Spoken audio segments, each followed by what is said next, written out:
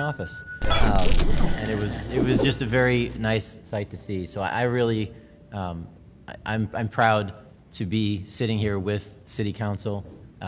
When Councilwoman Washington talked to me about this, we both agreed that we should approach council about the chambers, and it seemed like every council member jumped right on board because they all agreed that this was the best thing for the city. Not just for us, not just for him, although it is, but this is the best thing for the city.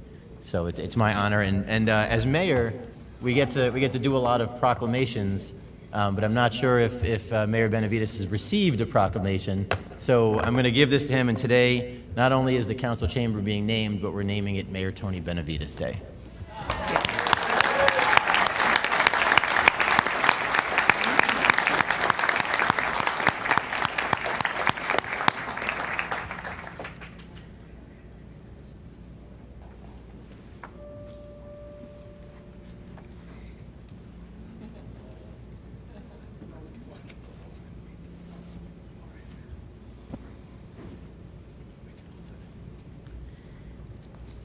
Thank you, Thank you, Mayor Shore.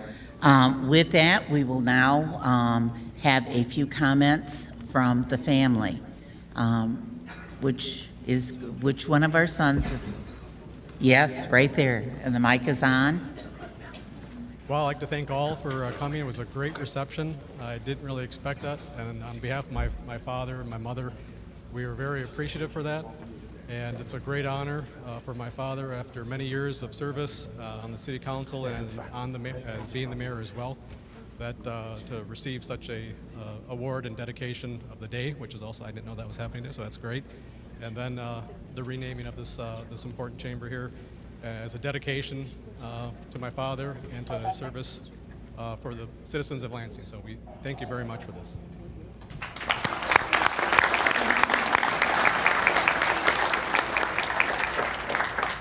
I know I often heard Carmen say that Tony always brought his work home, whether that meant it was a person that needed food or shelter, or whether it was something else that he needed to do. But you as a family, we appreciate the fact that you allowed him to serve us as in our community, and we thank you for those many years. Thank you. With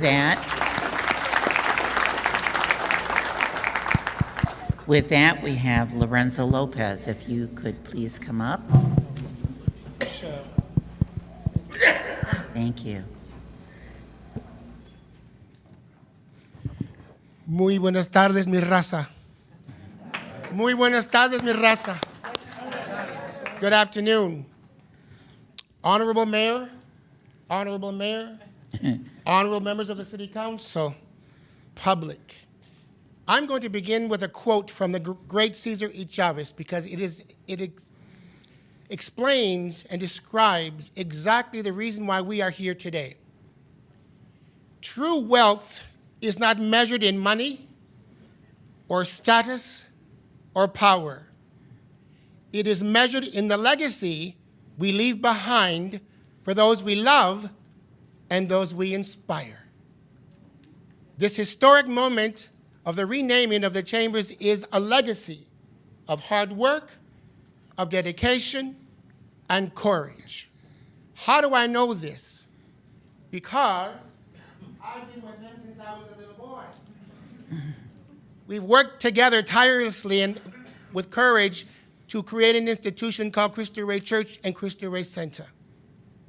Our lives have been dedicated to serving what one of the principal ideals of Mr. Benavides was the following: find clothing to clothe human beings. Make sure there's food on the table. Make sure that there's light and heat in their homes. Make sure that we speak for the voiceless. Make sure that there's representation for those who do not have it. Make sure that we have housing. Make sure that we have good public education for all of our students. This is the legacy that he leaves behind. And I wanted to make sure that I was able to express that, because we talk about a lot of things. I could go on for hours. But I just want to make sure. Woo, that was mean. Anyway, I want to thank all of you for being here because those are my mentors, and I'm able to stand here today and express what I did. Que viva Tony Benavides! Viva! Que viva Cristo Rey! Viva! Que viva la Virgen de Guadalupe! Viva! Thank you so much. Thank you.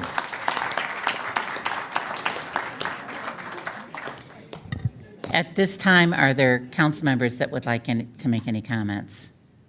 Councilmember Jackson, then Councilmember Garza. I just want to take this time to thank the mayor for a moment I'm sure doesn't remember, but when he first became mayor, he held Mayor's Youth Advisory Committee meetings, and it was a chance where he listened to us as young people in middle school and high school, and he empowered us and really just made us feel important, and I just want to thank you for that. Thank you. Councilmember Garza. Thank you, Madam President. I just want to say thank you for everything you've done, Mr. Benavides, Mrs. Benavides, the family.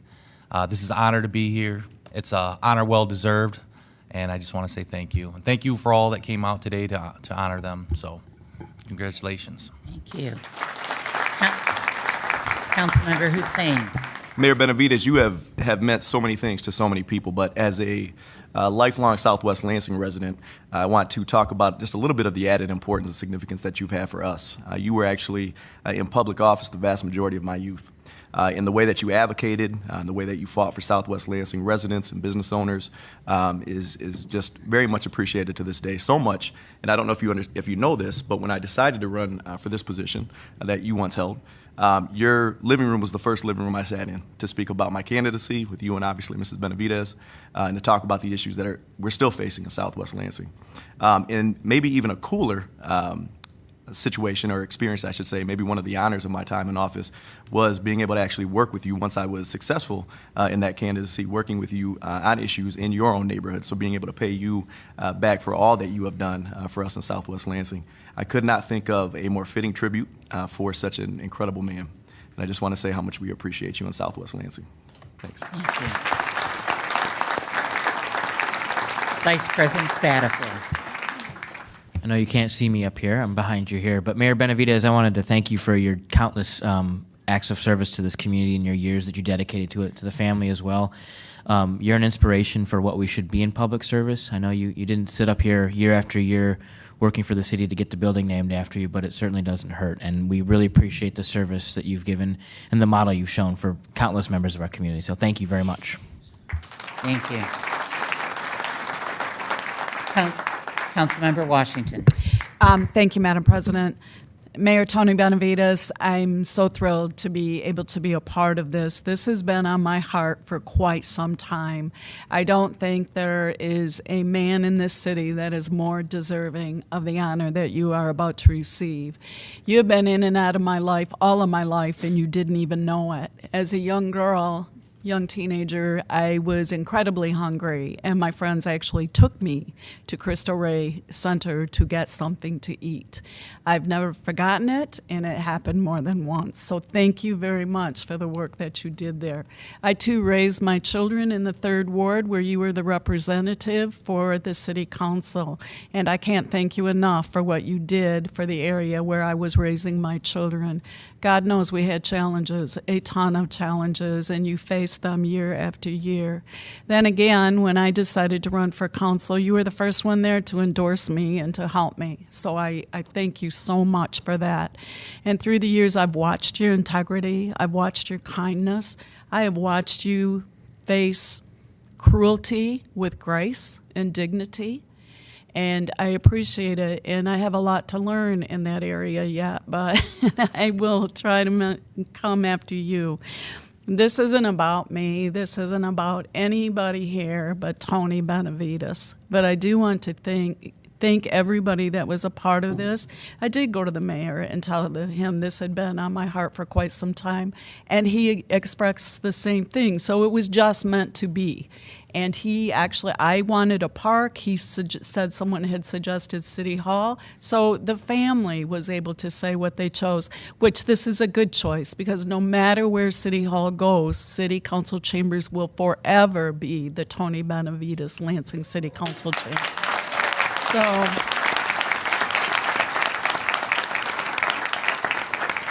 So thank you, Tony. Thank you, Carmen. Thank you, Mayor Shore. Thank you to my colleagues who not one person had any objection. This was probably the quickest, smoothest thing we've ever done in this city because everybody knows how deserving Tony Benavides is. Thank you.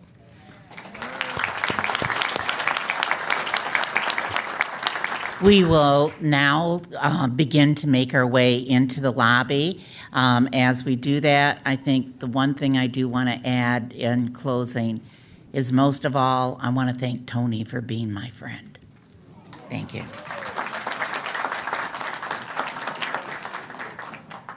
Okay.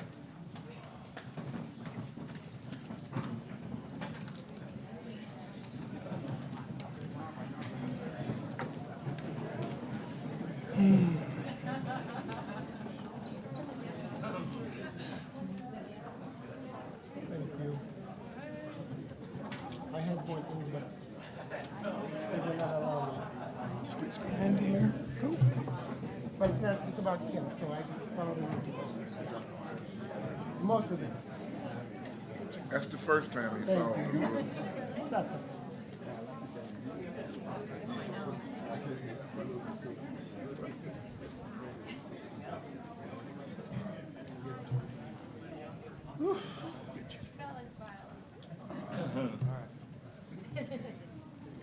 I want to interrupt just a minute.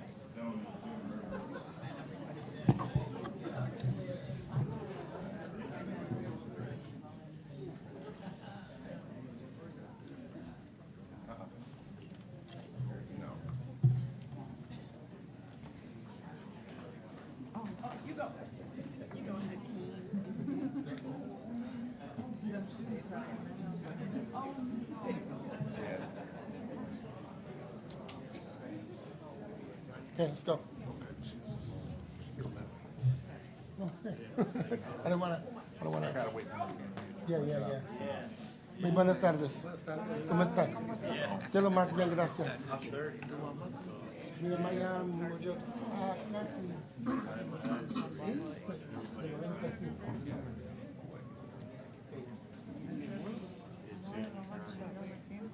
Ay, pues qué bien, ¿no?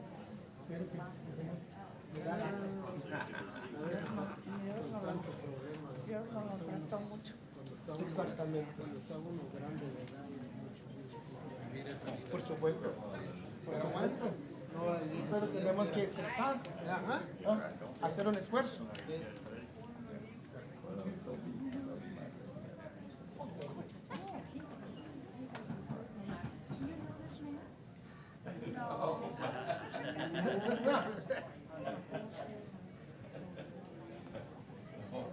Well, we all work for each other.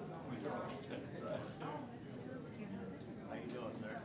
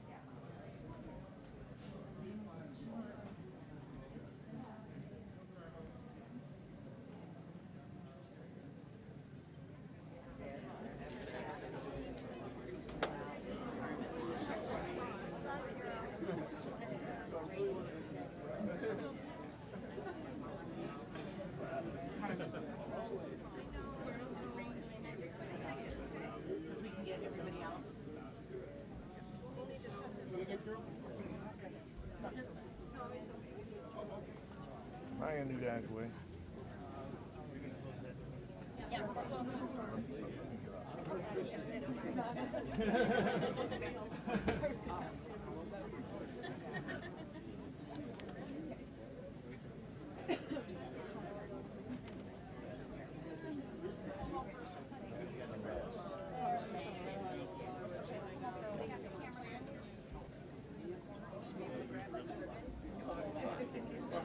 We'll have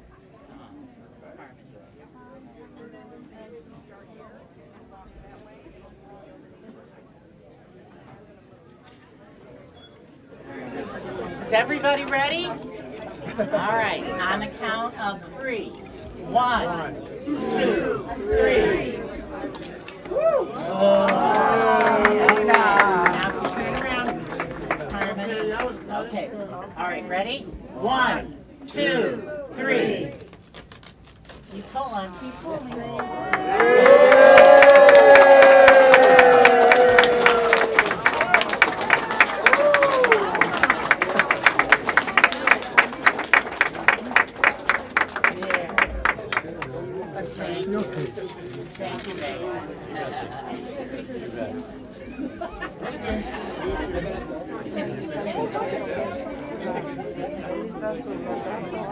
That PA system you just took down there, just keep ready for the veterans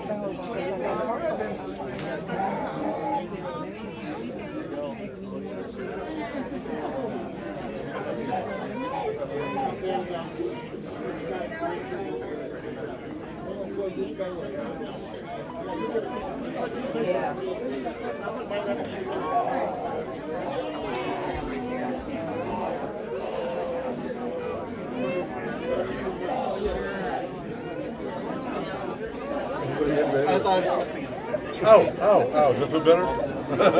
I'm just faking it.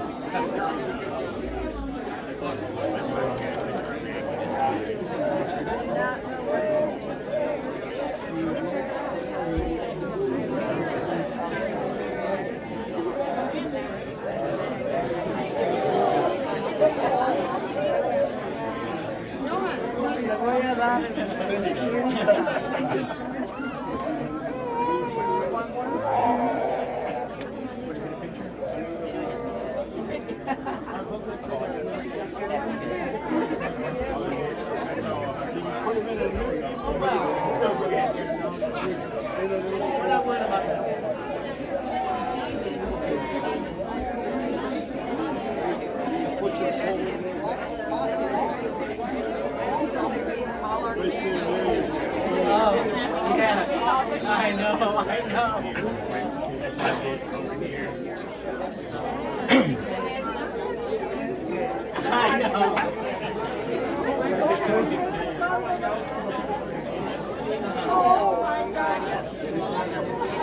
I'm getting out so other people can take pictures.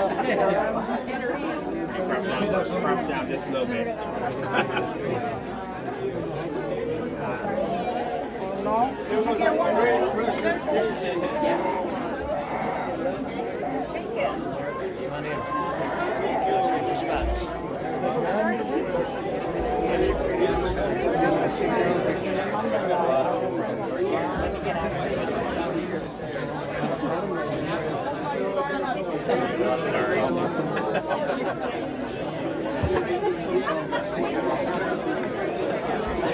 that right? It's every day, right? I believe it. I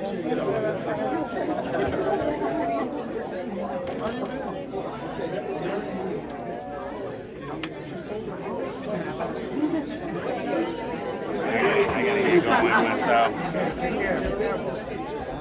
All right, see you tomorrow. I may see you tomorrow. I may not. She told me that you guys may. Yeah. So best of luck with that. Thank you. Yep. Hi. How are you?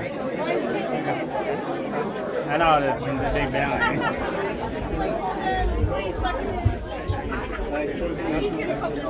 Yeah. Sorry. Thank you.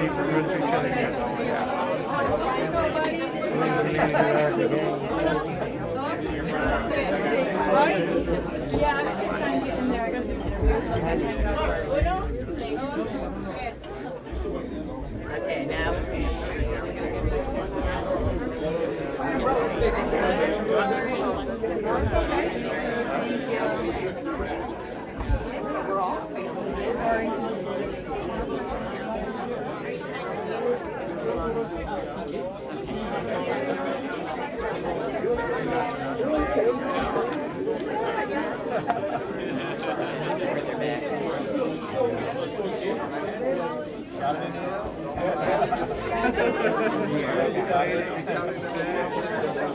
Trying out your way.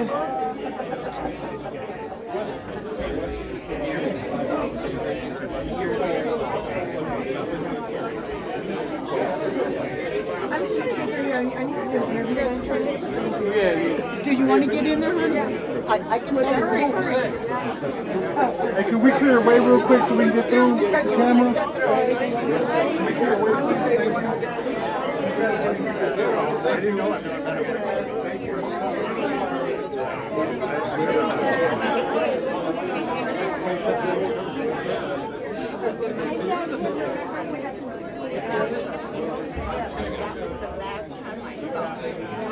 You ready, you guys?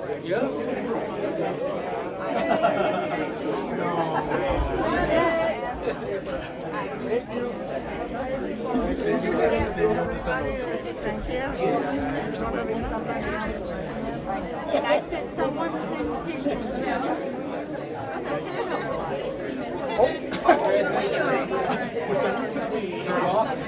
and I'm like,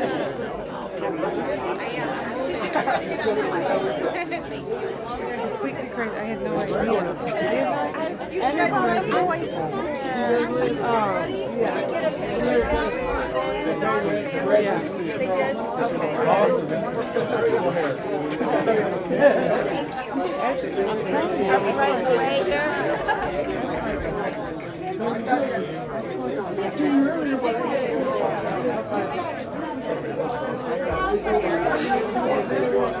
we didn't get, we couldn't take pictures because I wanted to get pieces of the next one.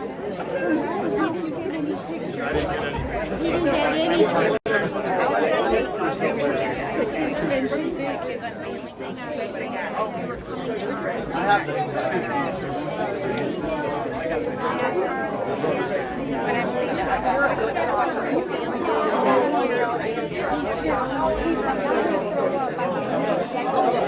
But wait, that's one thing that you said, to get the sale, don't you? I said, so forget about it, just think you're at a base of selling that perfume to get the sale.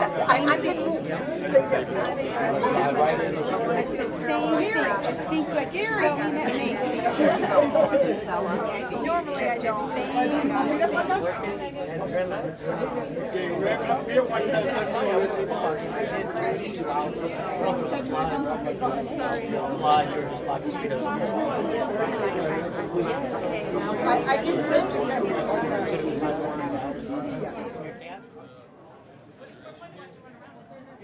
Now it's fun.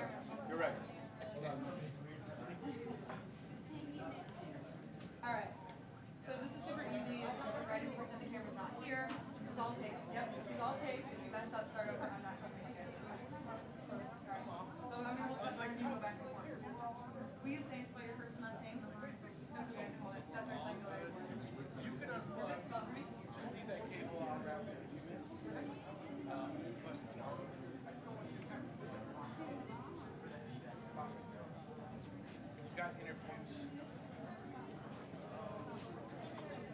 And you guys just tell me what's coming across your head right now.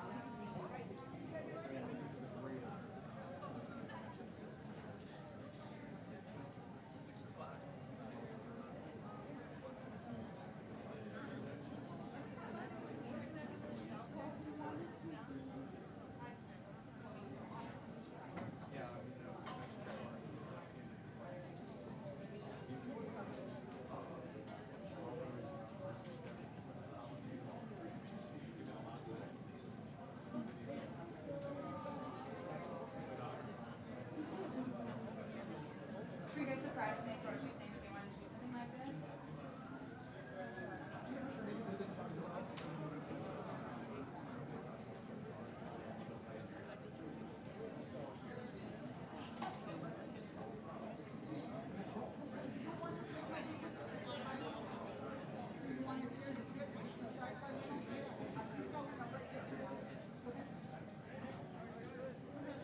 Do you want to say anything about that? Okay, that's okay. Maybe, what do you remember most about your dad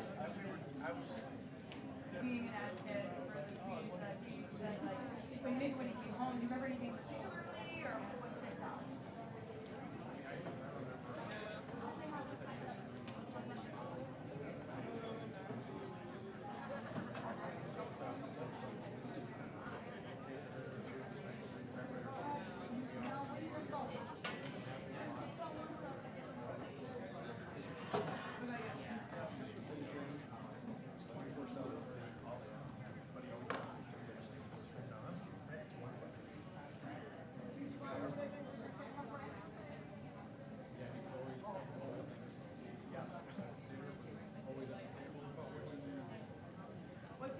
now? Like, what do you guys do now? Yeah, what do you guys do now? Why do you think it was so important for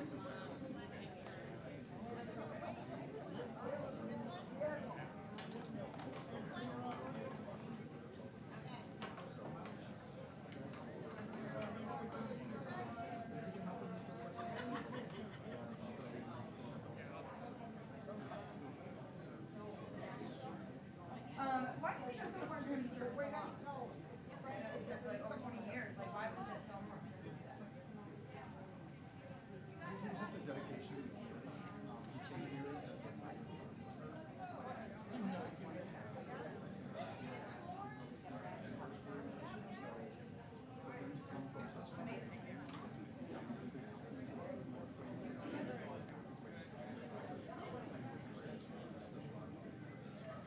I had the choice between 2 and 3.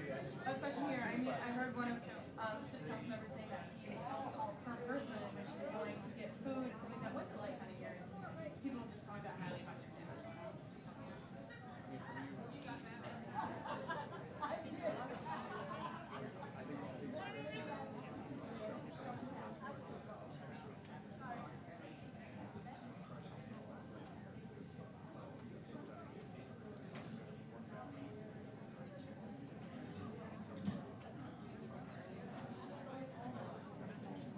What's the best part about this whole thing? Just that your dad will be here forever? Or kind of that?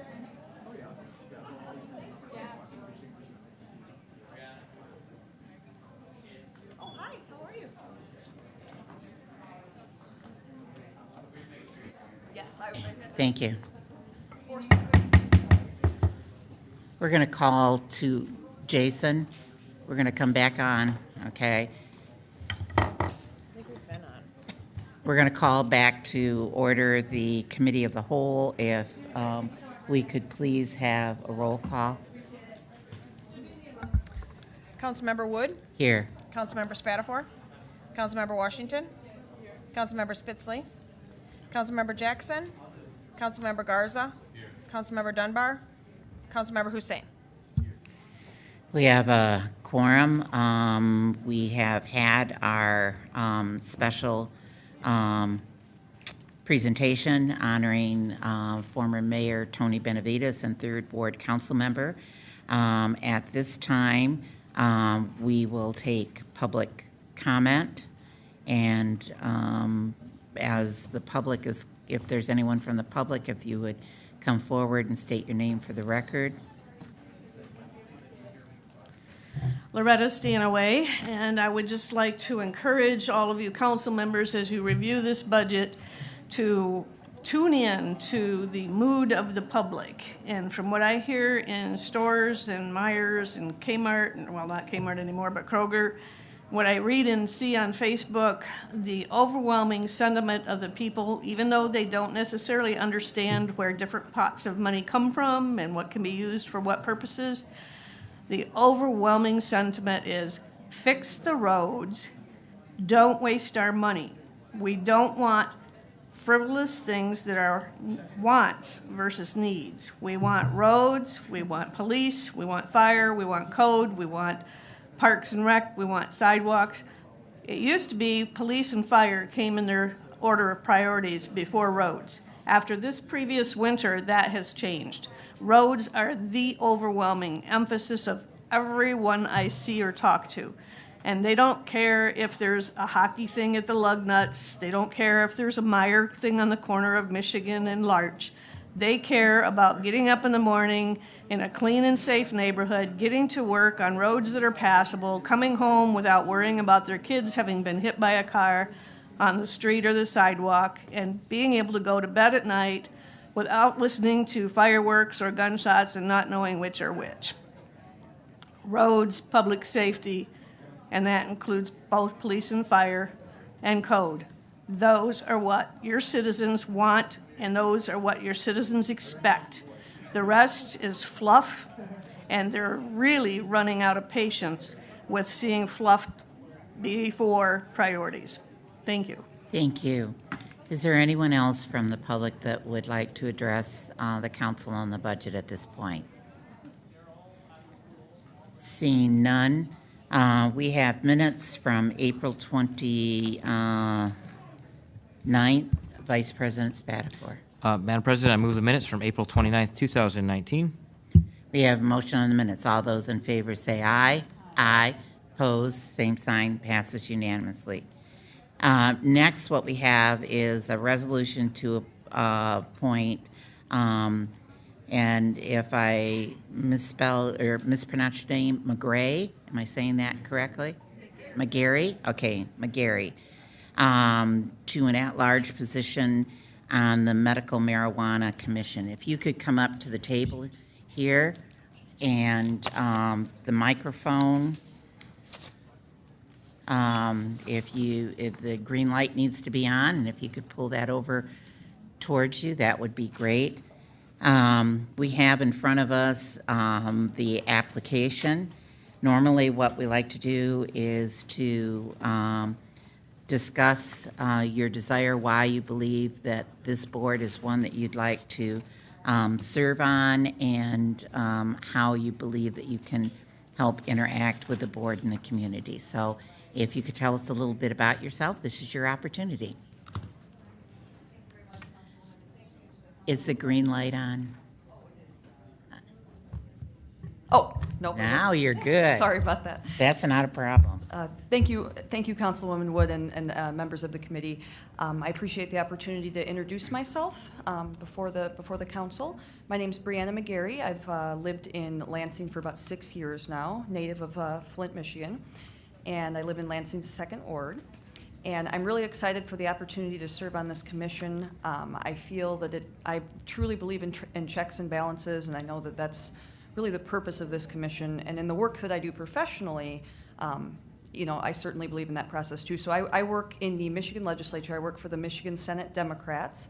I wear 2 hats in that role. I am a health and human services policy analyst for the caucus, where I advise members on public policy and help them come up with different ideas for things in the healthcare space that we could be working on. I also serve as the legislative director for Senate Minority Leader Jim Ananick, where I advise him on his legislative priorities and try to manage the priorities of the caucus at large. So in that position, I feel that I would bring, my skills there are valuable not only from a public health perspective, and that I view marijuana as a form of medicine, but I also do believe in the regulatory process, and I do believe that this process is important to root out bad players. There's bad players in any market, and also make sure that we have a fair process for licensees that are just trying to meet the demand in the Lansing area.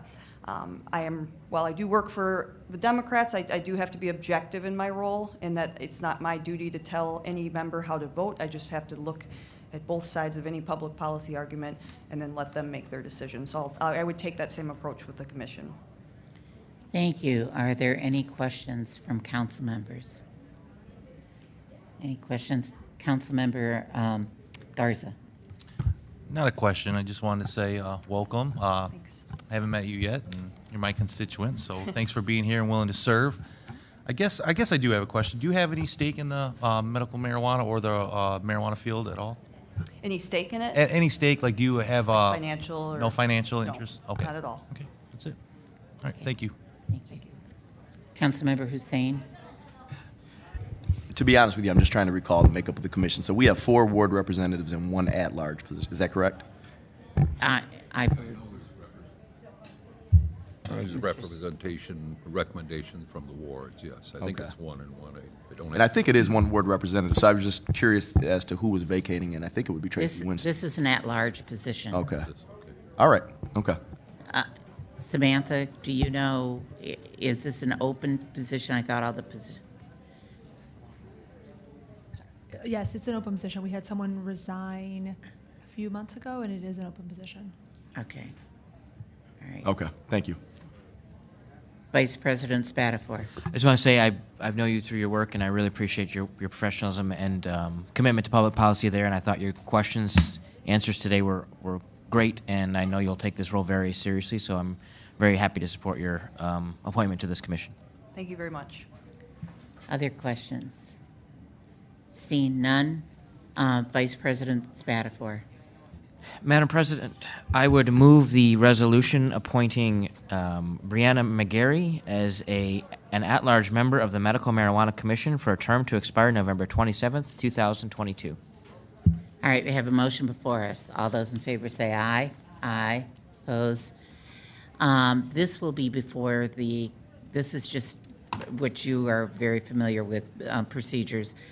This is before the Committee of the Whole. This will be for the entire council, even though we'll be doing it again on the 13th. So you're welcome to come down at that time and be sworn in, or you can go to the clerk's office after the 13th and be sworn in at that time.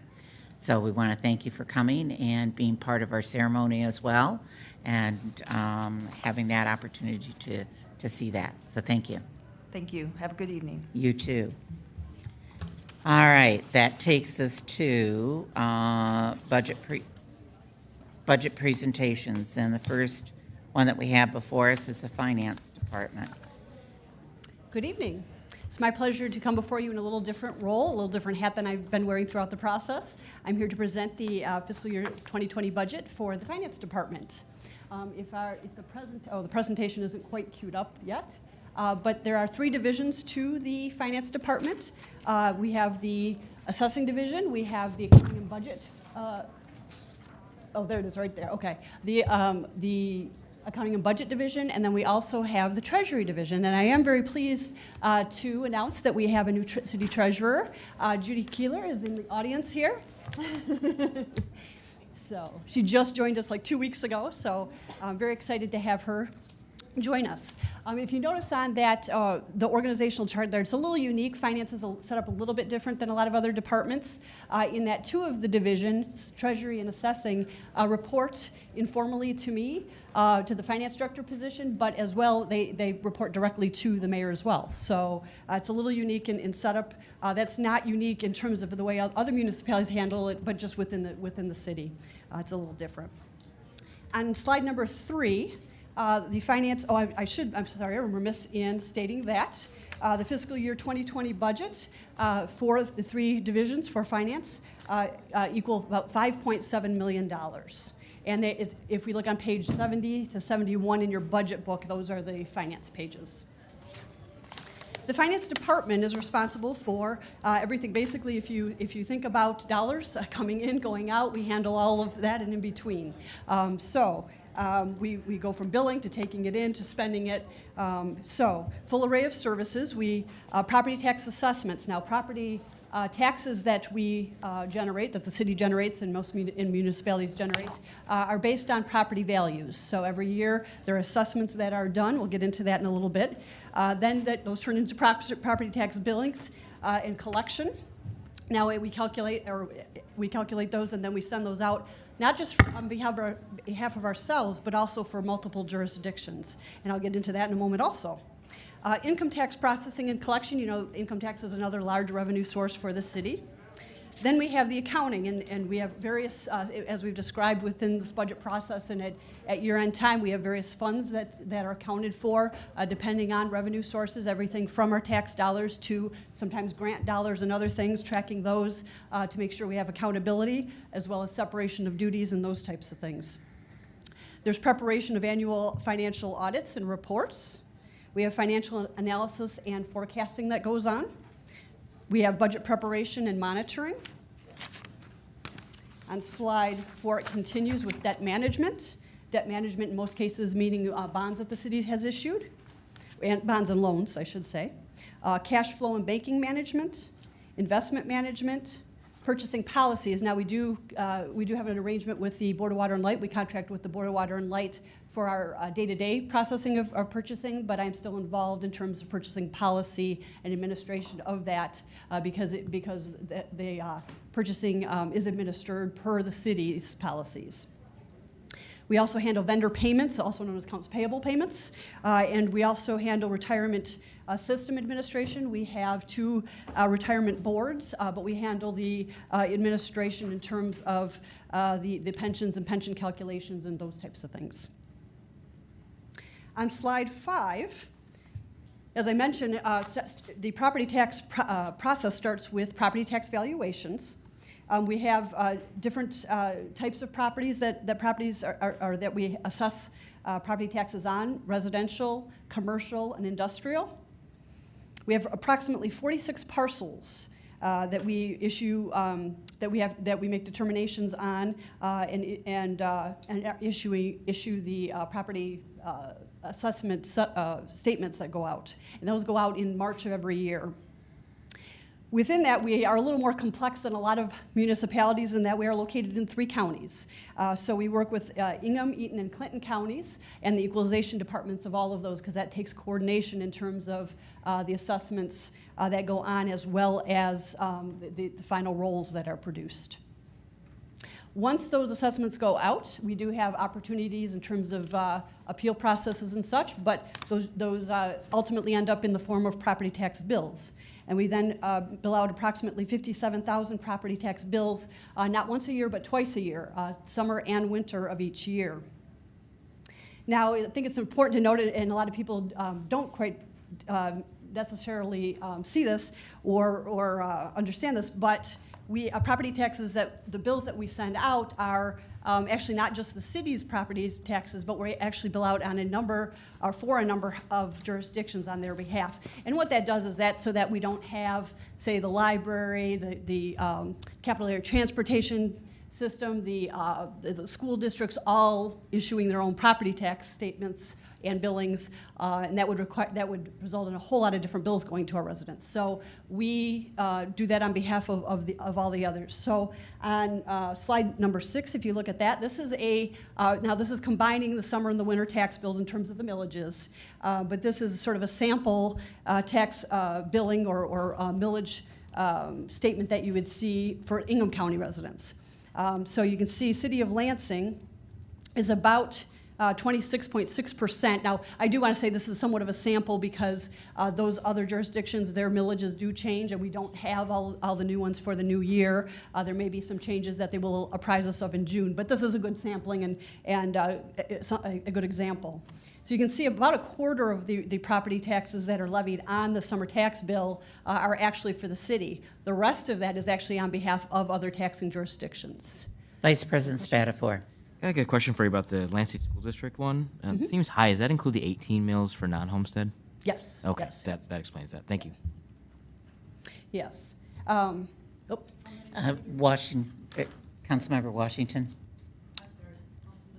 The school district operating millage, the 18 mills, is a statutory requirement for assessment on non-homestead properties, so that's business and second home properties, not your residential properties.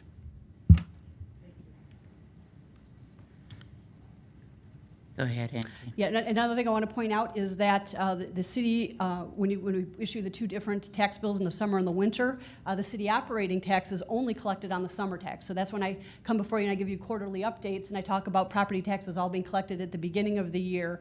That's because it is all on the summer bill. So when we send out the winter bills, there actually is no summer levy that's on there. Now, I will say, though, that on the winter bills, we do include our recycling fee. So that is an exception to that. But the vast majority, or actually I should say pretty much all of the property tax millages on the winter bill are for other jurisdiction. So we collect on behalf of the jurisdictions, and then we remit those monies to those jurisdictions. That again centralizes that collection and billing process. Something I want to note that when I said sampling, that's because not only do we have some differences between counties, and we'll get into that in a minute. Actually, if we go to the next slide, this is just another sampling. So for residents that live in Eaton County, their tax bill may look like this as well. So there are different ones. I'm sorry? Angie, before you go further, let's stay with Ingham County. Where are you in this chart that you have? Where would be the zoo millage, the parks millage, all of those? The parks millage would be within the city of Lansing, the first line there, and the zoo millage would be the second line down in Ingham County. And the trails as well? As well, yes. And the public service, or the public safety millage? For the city? For the city? For the city, that would be included in the first line, Lansing City, yes. That's all Lansing City operating, yep. Okay. Yeah. I think for the public's knowledge, it would have been good to have broke those out as well. I'm sorry? I think you should have added those into your narrative for the county. Okay.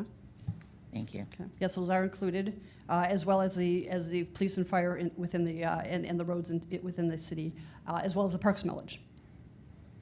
So slide number 7, I'm sorry, shows kind of a sampling for Eaton County, so you can see the tax bills differ there. The tax bills will also vary within each of those counties by the school district that people live in. So we actually bill on behalf of Lansing School District, Okemos, the ISD, the Intermediate School District, Holt, East Lansing, Waverly, Grand Ledge. So you can see that it's rather complicated process, but we do remit to all those jurisdictions. But again, one person's bill is going to look different in terms of number of villages than another person's for those reasons. And with Eaton County, that includes that road millage? Yes, it does, yes. Yep, they have a 1.5, I believe, millage, yes. Yeah. And so in those, for the 2 counties on those 2 slides, that's combining the winter and the summer bills together. Yeah. So I just wanted to demonstrate that I think it's key that when those bills go out and people receive the bills, when our residents receive those, not all of that, they're sending their money into the city of Lansing, but not all of that, only about a quarter of that is actually going to the city, and it's only on one of those bills. Another major revenue source on slide 8 is, of course, income tax, as I mentioned. We have approximately 90,000 tax returns that are processed every year.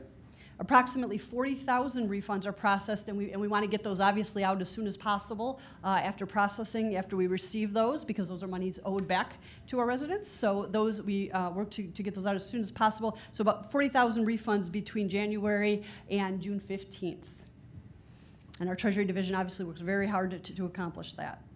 We work with our employers to ensure proper withholding, and we also work on compliance for identification of those who have not filed their property taxes, their income taxes, or are delinquent in doing so. I won't get into all the different ways we do that, because we obviously don't want to let on to too much of that, but one of the main ways we do that is to get with the state in terms of the tax returns that were filed with the state for those that live inside the city of Lansing and or indicate work inside the city of Lansing. Could you explain to us how you are handling development of projects and making sure that the employees are paying city income tax? Mm-hmm. So that actually happens in a variety of ways. Some of those are obviously very official development agreements that come before you. Those are obviously very keen on our radar and easy to identify. So those, through that process, there's also businesses that come on that aren't as easy to identify necessarily, but we work with assessing in terms of property changeovers and things, especially commercial or industrial businesses and such. We also do other types of searches just to things that we either hear about, read about, and we work and reach out to employers. It is a rather complex process, and with the area community, with the community and the different zip codes, it can be confusing. So we do have to work with employers to make sure that they know that they need to have withholding for Lansing residents, as well as to reach out to make sure that that they themselves know whether or not they are subject to the income tax. And Councilmember Washington. I know I'm a little old school, but on some of these developments, does anybody ever go to the site? Yes. Okay. Yes, yep. Mm-hmm. Yep. And could you explain how you're handling medical marijuana under the income tax? In terms of, for income tax? Yes. That is part of the review process. So in terms of the licensing review process, we communicate with the city clerk's office on that in terms of addresses and things like that. And withholding? Same thing, yep. Councilmember Garza, excuse me. Thank you, Madam President. I just want to follow up. So who's responsible for going out to the job sites and checking to see if the income tax is being collected? City treasurer and staff as delegated, yep. So you have multiple people that do that? It's actually generally been our treasurer, but that will be up to our new treasurer in terms of how she wants to handle that, yeah. She is here, correct? Yes, yep. Could she please come forward? Thank you. Well, I will, she's only been on with us for a couple weeks here, so. Yeah. Absolutely. And No, she's been here absolutely. before, so. So no excuses. Yeah. Hi. So we have Treasury investigators. We have a process where we look at withholding. We have a process where we cross-reference and cross-check with past due property or income tax, and we also have the corporate returns. So we have a system in place where if we are not, well, no, I don't want, I want to be careful how I say this, but we are looking at all the different moving pieces and cross-checking to make sure that it's covered. Does that make sense? So I think Councilmember Garza's question had to do with, are you sending anybody out to a job site? Yes. We have And investigators. pulling payroll and asking for information from there? We don't pull payroll, but we do go to sites and we get the withholding, which is a reflection of the taxes taken from the payroll. So we can do desk audits, which means that you get the data in for payroll and then you can review it. Okay. So we do desk audits, but we have not gone out and physically audited people's payroll. Councilmember Garza, does that answer your question? Yes, it does. Now, do you, I guess one more follow-up question. Go Now, right ahead. So when you, how do you go about going to these job sites? I mean, because there's a lot of fly-by-night companies coming in here without addressing the city that they're here. I mean, do you follow up with leads, or you drive around the city and look at job sites, or I mean, how does that process work? It's actually it's a comprehensive type of approach. For instance, the state tape is something that we utilize, and that's the state of Michigan returns. We cross-reference that with our local income tax program, so we know of companies that are currently withholding taxes. And yes, we do drive around. So we do have some manual records that we cross-reference. We also, just like if I'm driving home and I see a new business, that's something that I would take note of. So we use different methodologies, old school, new school, data tapes. So we do a number of things because not just one approach will work. We have to look at all the different variables. I hope that makes sense to you. Yeah, I think so. Thank you very much. Okay. And we do cross-reference with, she just pointed out that we do cross-reference with assessing because they do have people that actually go out to different properties as well. Are you doing anything with BS&A and looking at building permits? When permits are being issued for large developments, you would have who's pulling those permits, and that would give you an idea as well. Is that something that you've looked at? I know that we do, for instance, when someone submits for licensing, registration, it is submitted to my department, and I, as a city treasurer, have to sign off. But we look at withholding, we look at personal property tax, we look at their income tax. So we look at it that way. I'll have to specifically follow up with that. Again, yes, I have been here before, but this is my third week, and I'm just figuring out some of the processes. But I would be more than happy to follow up. If you could follow up on that, I Absolutely. would appreciate that. Thank you. Are there other questions at this point? Yes, Councilmember Jackson.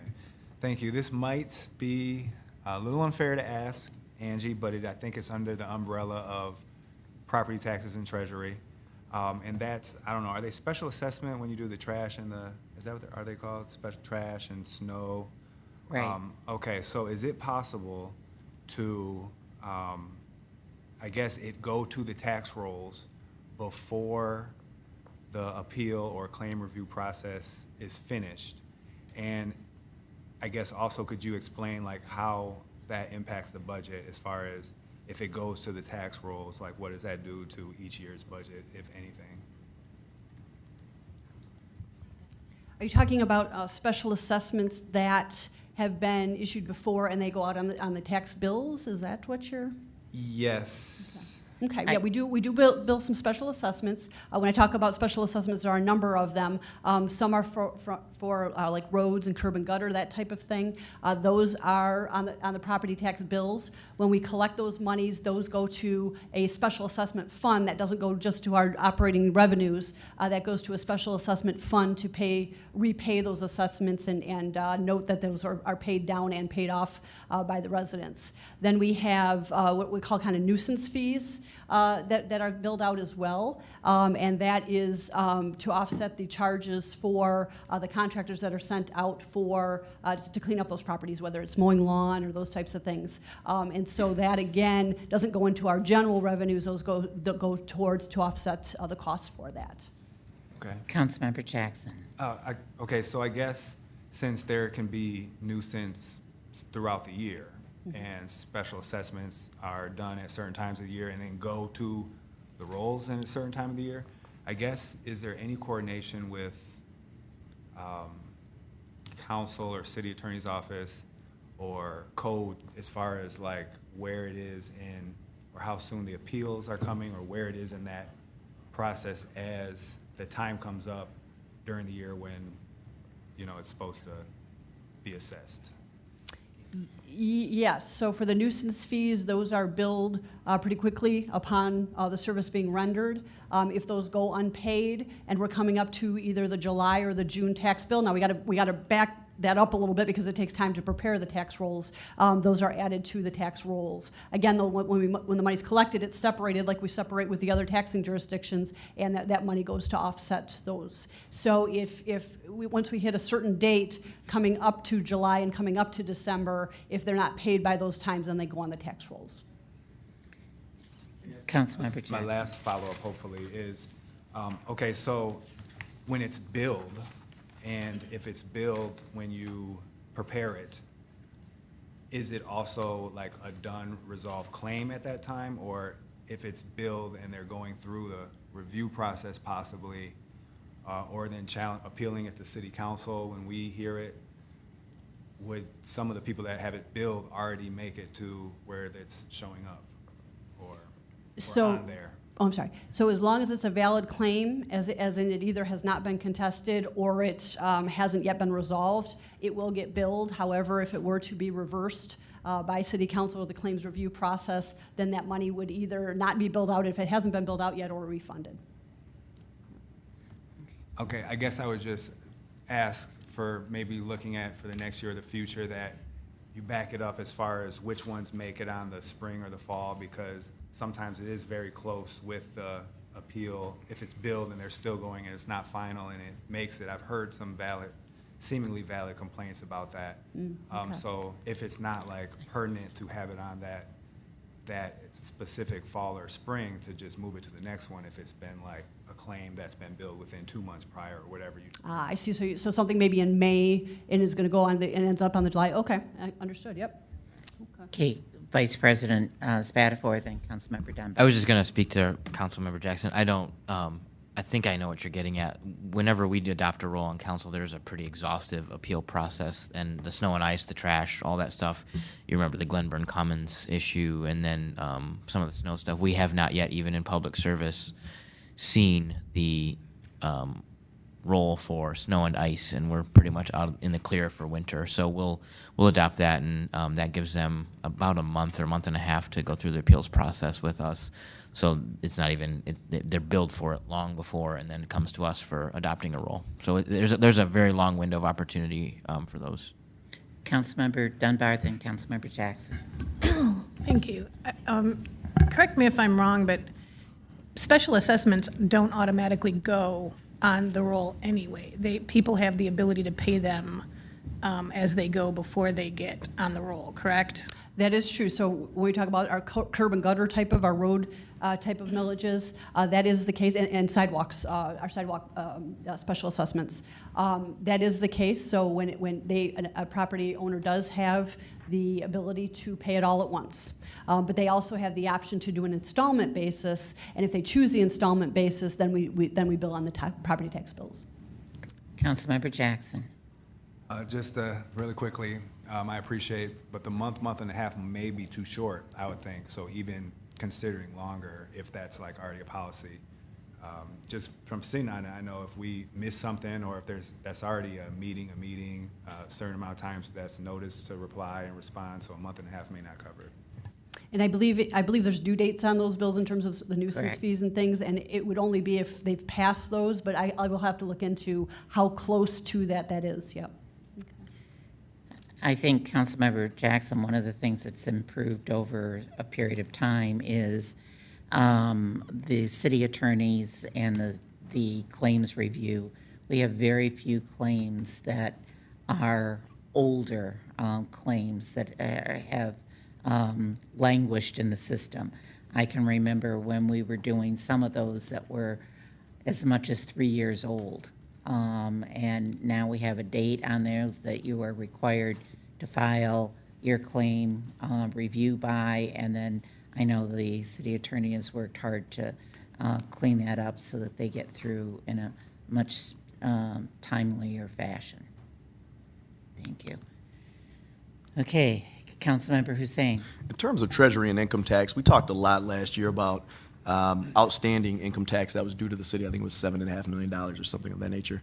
And we also talked about 2 positions that were going to be funded within income tax and Treasury. Were those positions ever filled, and have we made any headway with collection?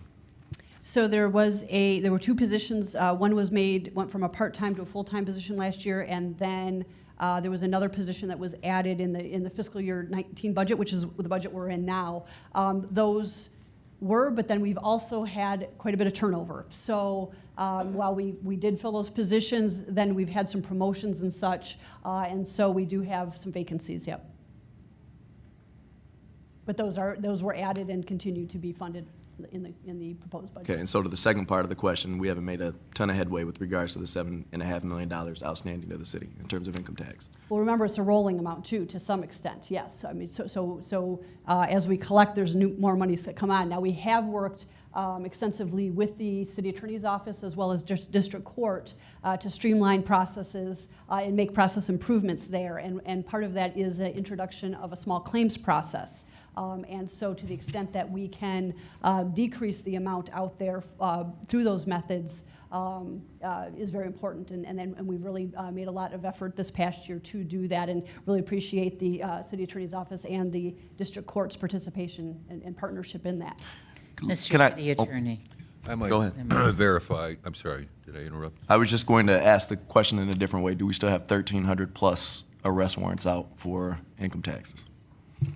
I don't have a current number right now. I'd have to look into that. In my budget presentation the number of income tax prosecutions, but what I wanted to point out was the new treasurer has met with our entire prosecutorial staff and talked about the history of income tax, the relationship with the court, the financial procedures that have been selected with respect to bonds. And so she is working to come up with a solution to what's sort of been a logjam.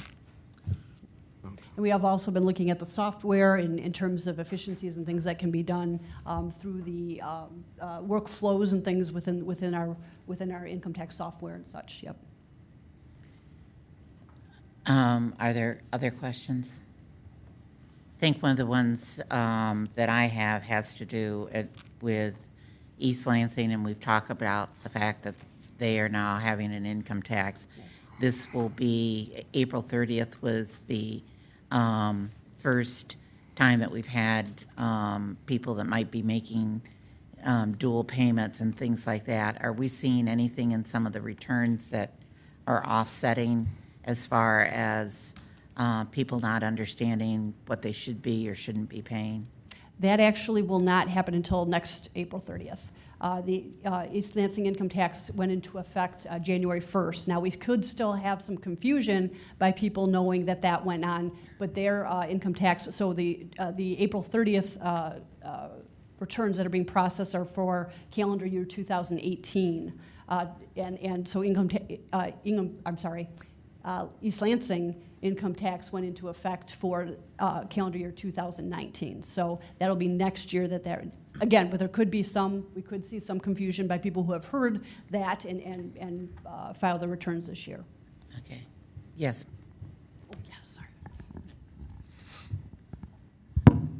One thing that I have talked with my staff about is providing, like going to a community center, like setting up with councilperson, Washington's, her ward, like we would do a presentation on, tax expectation liabilities and explain, the different components of it. I think that we need to do more outreach so that people understand how to complete a form, what your tax liability, the tax expectation, and just, explaining it in basic terms, because a lot of people are afraid of taxes because they don't understand the different components or how to fill out the form, and then also thinking in terms of simplifying the form to make it more streamlined. So there are a lot of things that we're talking about doing that would make income tax payments, calculations, liability, all of that much easier for people to understand and not as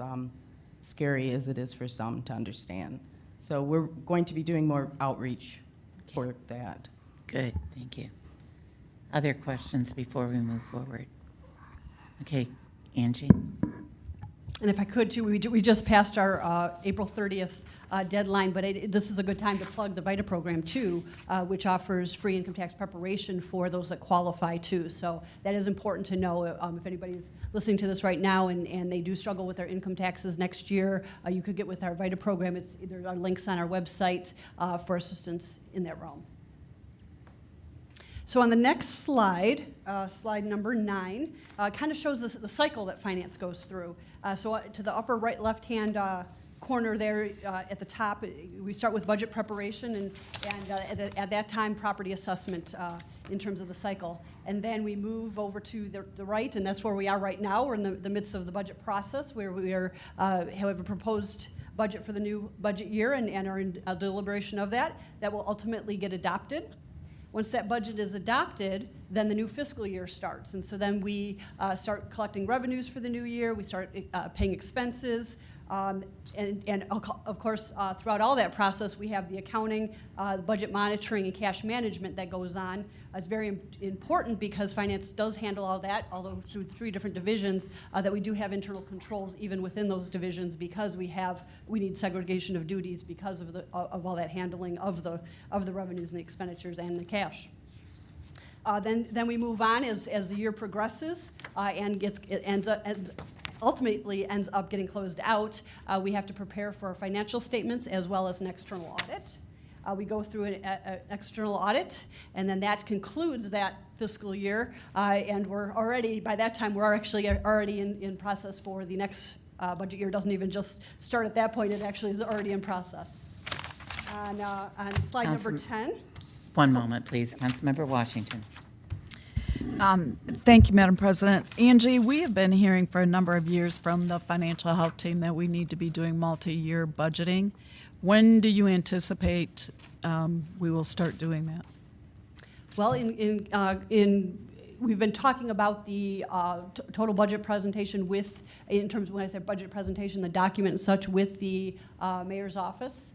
And so we are looking at incorporating that for the next budget cycle. Okay. Say that to me again in a different way. I didn't absorb that. So in our budget document, this is a rather large document in how to portray that within the budget document, yeah. So are you saying that next year we may see a 3-year outlook or a 5-year outlook? Generally, I would say 3 years a little bit easier. 5 years is a little bit more difficult to project, but we do longer-term forecasting, but it's more on a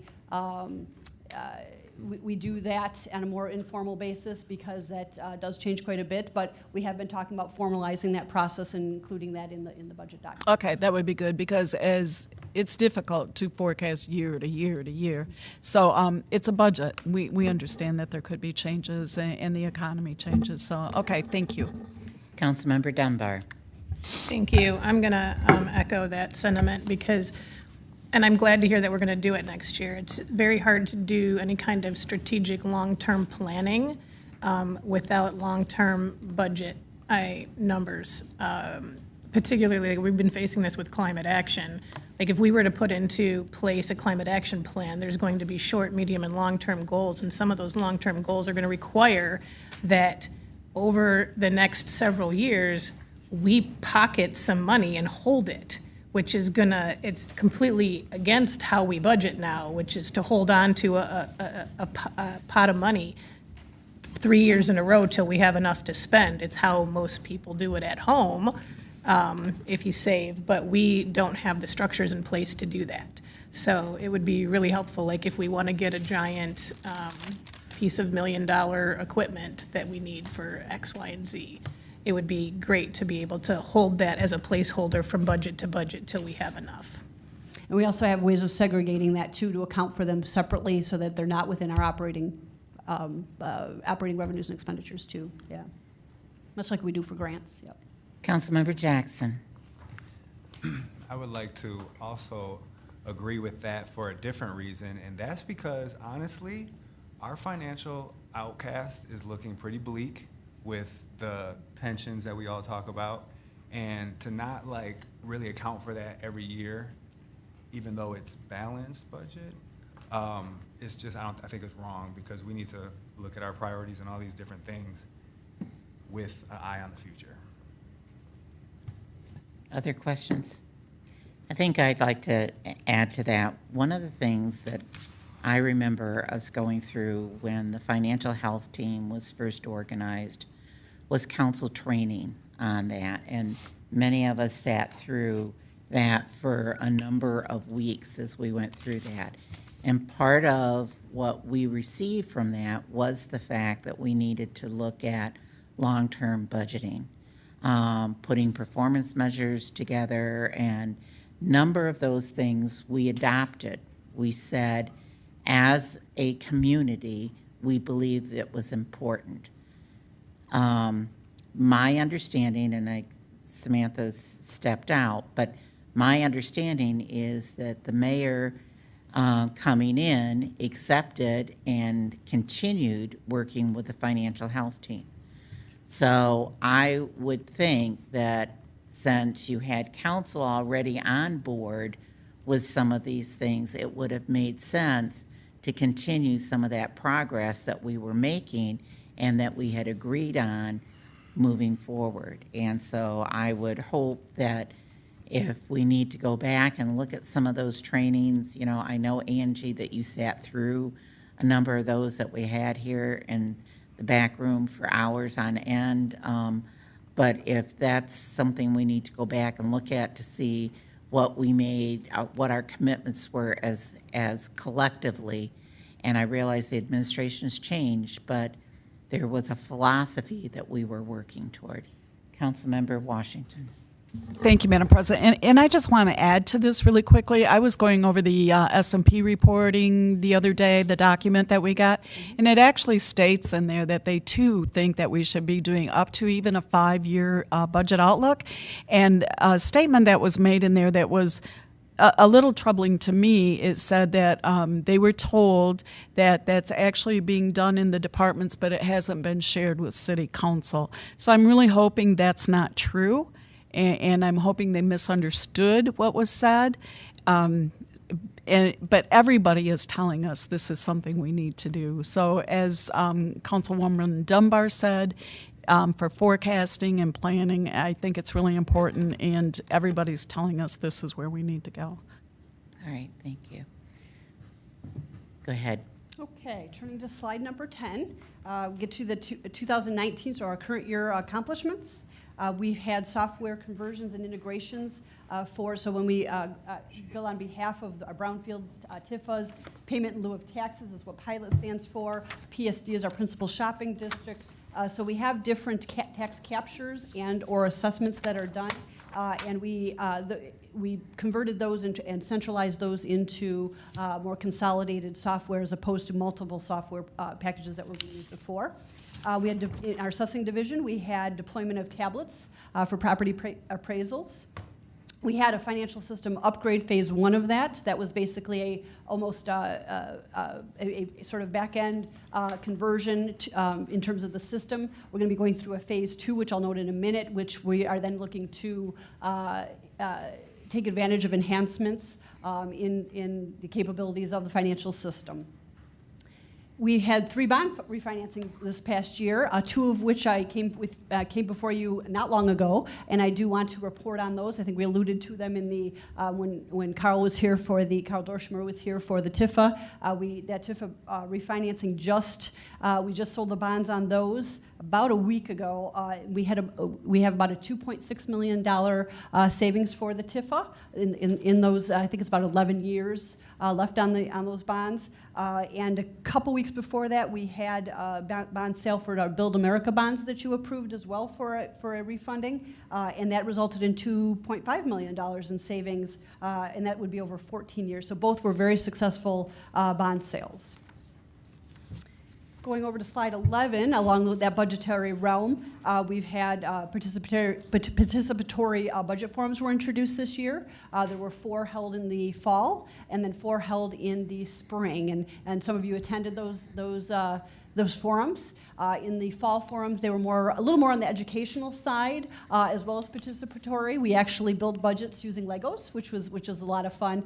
The ones in the spring were a little bit more towards the participatory and hearing feedback from the community in terms of priorities.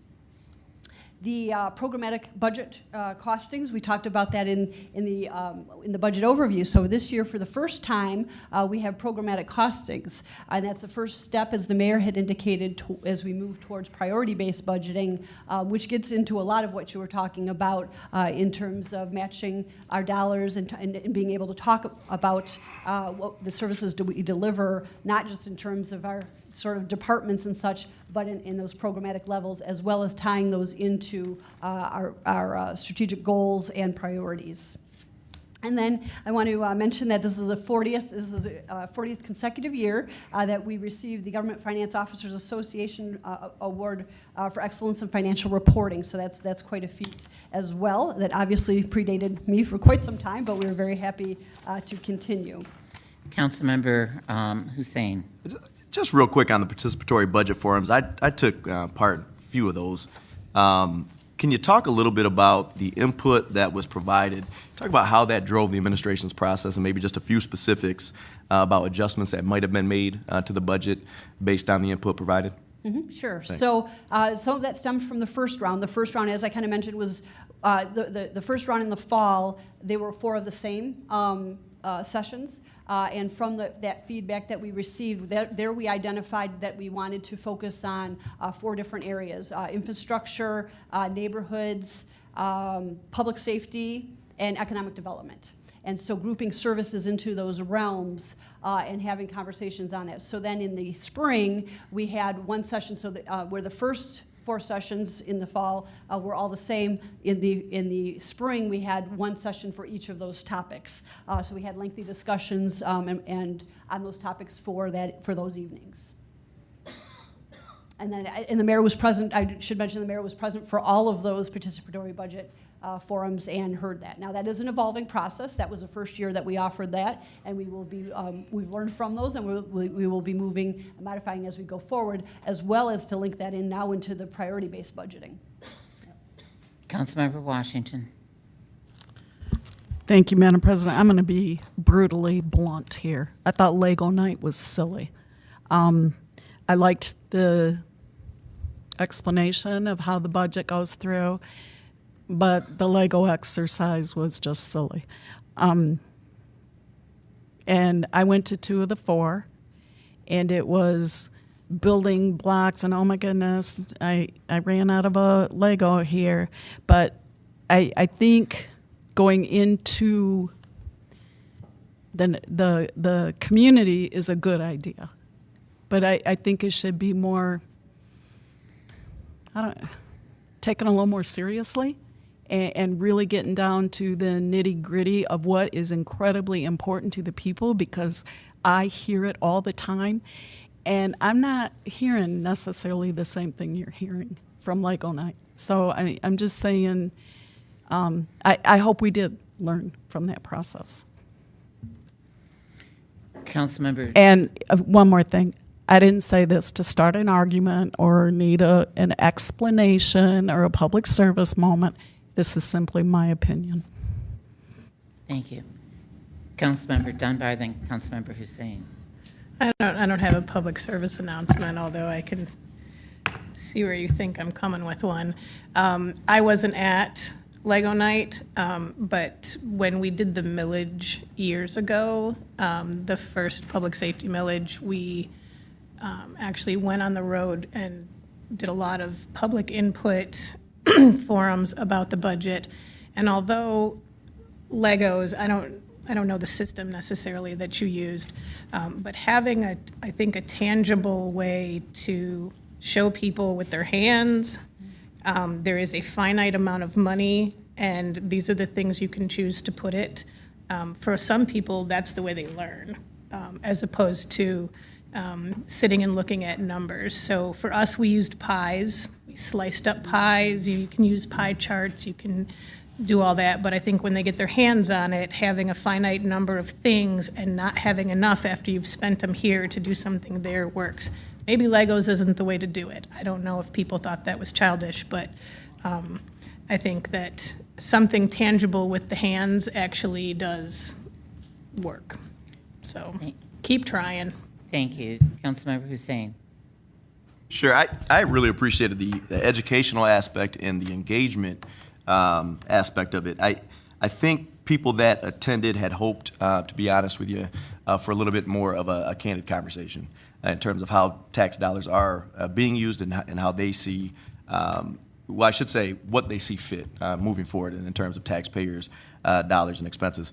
What I would appreciate in the future is if we could, based on the engagement, if we could kind of get a list of whether they be positions funded, whether they be services funded, whether they be aha moments that precipitated some change in the administration's approach, but something that actually came from those meetings, something tangible in this budget that we can point to. Because again, I think our constituents want to know that when they're attending and they're engaging, that again, something is born from that process. Thank you. Okay. Councilmember Dunbar. Sorry, I just thought of one more thing. The other thing when it comes to engagement is, and I know that you'll do this next year, but teaching people that there are pots of money that aren't available for other things, like designated versus undesignated funds. You get so many people who say, don't buy a park, we need to fix the roads, when the DNR trust fund money can't be used for roads, et cetera, et cetera. So I think that kind of engagement, so that people know we're not just frivolously spending their money on something that we couldn't spend it on anything else or it would be lost, that type of thing. And we did attempt to do that, but we have to be careful about not getting too detailed too, but we in broader terms did, especially when it comes to roads. That's a big example of that, yeah. So that's another thing though. So there's two competing things here. There's Legos and there's you don't want to get in the weeds. Some people want to get in the weeds. And maybe you have two different style engagement process for like the beginners who don't have a clue about the budget and the Legos work for them. But for those who have come to budget hearings for 6, 7, 8, 10 years and want to get in the weeds about stuff, have something for them so that they don't feel like they're not getting something out of it. Yeah, we do have some handouts that provide more detail, yeah. Yep. Councilmember Washington. Because I was brutally honest with my criticism, I do want to be brutally honest with this. Angie did do a really good job in the educational portion on explaining the different pots of money and what can only be used for this, this, and this. That was when the Legos came in, which I felt was, as Kathy said, childish. But you did do a really good job in that portion of explaining. Angie? Okay, so the final slide, the fiscal year 2020 proposed budget for the Finance Department, as I said before, just under $5.7 million. There are no proposed staffing changes for the new fiscal year. We are proposing, as I mentioned, or not embarking on, I should say, the second phase of the financial system upgrade that I mentioned in terms of being able to the word I'm looking for, but being able to take advantage of automation and some system process improvements that we can do there. And then, as I mentioned as well, we'll be moving towards transition to the priority-based budgeting. And of course, as always, we can, our continued commitment to customer service. Okay. Vice President Spatafor. First of all, Judy, it was really nice to meet you tonight. I appreciate you coming tonight. Angie, thank you for the presentation. I'll touch on participatory budget. I really appreciated you all doing that. I thought the number of folks that were engaged was impressive on something that's a bit dry. So thank you for sticking that out, and I hope you continue to do that this year in whatever form you decide to do it. Second thing is, you're talking about your, tell me about your IT budget. I'm just kidding, Angie, don't do that. So your financial systems upgrade, you talked about efficiencies and sort of cross-referencing and things like that. I'll give you an example of one thing that's kind of bothered me since getting here, and maybe you can tell me if there's plans to kind of fix these things. The systems don't seem to talk to one another.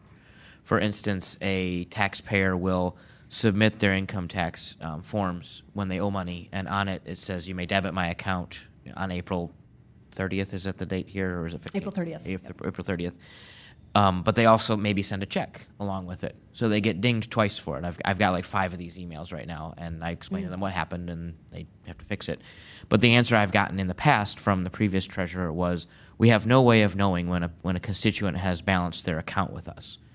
So I find that interesting, since, you know, the lady that cuts my hair knows when I owe her a balance or not, and the city treasury department can't figure it out. So is that the kind of thing we're looking at, efficiencies, or is it different stuff? I mean, Judy's like jumping off her chair to answer the Ready question. to So. If you want me to give you, I will say though, the financial system I'm talking about is actually our basically our accounting and financial reporting software. Well, that's which also is great news. Different than income. Yeah. I did go a little bit more a lot more paperless and workflow wise. Mr. Brewer's probably very excited about that. Yeah, the income tax. Before I pass this to Judy, I think we would be interested though if you have emails like that, if you could forward that to us. I think that would be very, very helpful. Yes, I didn't know if you wanted to comment, but yeah. I actually would like those emails, but what we're looking at is how Treasury and Income Tax processes our returns and how we interface with our citizens. So we're focusing on 3 things: the people, making sure that the staff is fully trained and that they have all the resources that they need. The product, which are the property taxes or the services that we provide, are we being operationally efficient? And that's talking about, okay, can we e-file? Can we look at a way to e-file? So all those different components of our operations. So it's the people, the product, and the processes. So we're doing business process reengineering. How many times does the auditor touch a return? Our phone calls being answered within 24 to 48 hours. We're looking at all those things. I'm coming in with new eyes and determining that we need to really shake things up, look at things differently, and look at our systems. Do they work well for us? Are there other opportunities out there? Does that answer your question? That does answer my question. It doesn't tell me it's going to be done tomorrow, but it tells me that you're working on it, so I appreciate that very much. That's been something that, since arriving here some year and a half ago, noticing that a lot of the systems don't seem to make sense as far as how they communicate with one another, so thank you for that. Other questions? And I just wanted to, in terms of conclusion of my presentation, I just wanted to publicly thank the finance, all the employees of the finance department. All 3 divisions work very hard all year long, and so I just wanted to thank all their efforts throughout the year and during this process, as well as during the budget process, which is a big, excuse me, there we go, cross-departmental effort. All the departments that were involved in the budget process as well. I have a few questions for you. First of all, I want to, it's a question I ask on a regular basis, tax tribunal. How many cases do we have before the tax tribunal, and what is the liability that we might have standing out there? I don't have the number before me, but I can tell you that there are no major cases at this point. Now, I will say, though, that, so in terms of the timeline, May is the timeline for property tax appeals to happen. So when I talk about none at the moment that are major in terms of significance, I'm talking about the ones for basically the 2018 roll. The 2019 roll will be filed in May. So, and then, yeah, thereafter, yep. All right. My next question was, you said that there are no proposed staffing changes. How many vacant positions do you have in the finance department? We have, I didn't count them up, we have 2 in our accounting and budget area, we have 3 in assessing, and we have 4, 5, 6, 7 in our treasury division. There has been a lot of turnover, as I mentioned. There's been a lot of internal promotions and such. And as we've gotten very close now, we were filling positions up until a few weeks ago, but knowing a new treasurer would be coming on, also wanted to hold that a little bit to give our new treasurer an opportunity to be in the process for those positions. Are we having trouble filling the positions, or I understand the idea of, of a new treasurer coming on, but I'm still trying to grasp why we have so many open positions and why the turnover. We've had a very hard time with income tax auditor positions, being able to fill those, and that involves, and then we had an income tax technician that did promote to an auditor position, but we have had a heck of a time. Of course, we know that there's in terms of the job market right now, it's not the easiest to find employees, so that is that leads into it. But yes, we have. On the appraising side as well, in terms of our appraisals, we've had basically ongoing postings for months now, and we have been able to fill some, but we still have a couple vacancies. Yeah.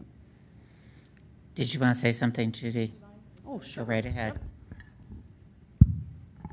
So since I started 3 weeks ago, I've had 7 individuals from CPA firms that have asked whether we have vacancies.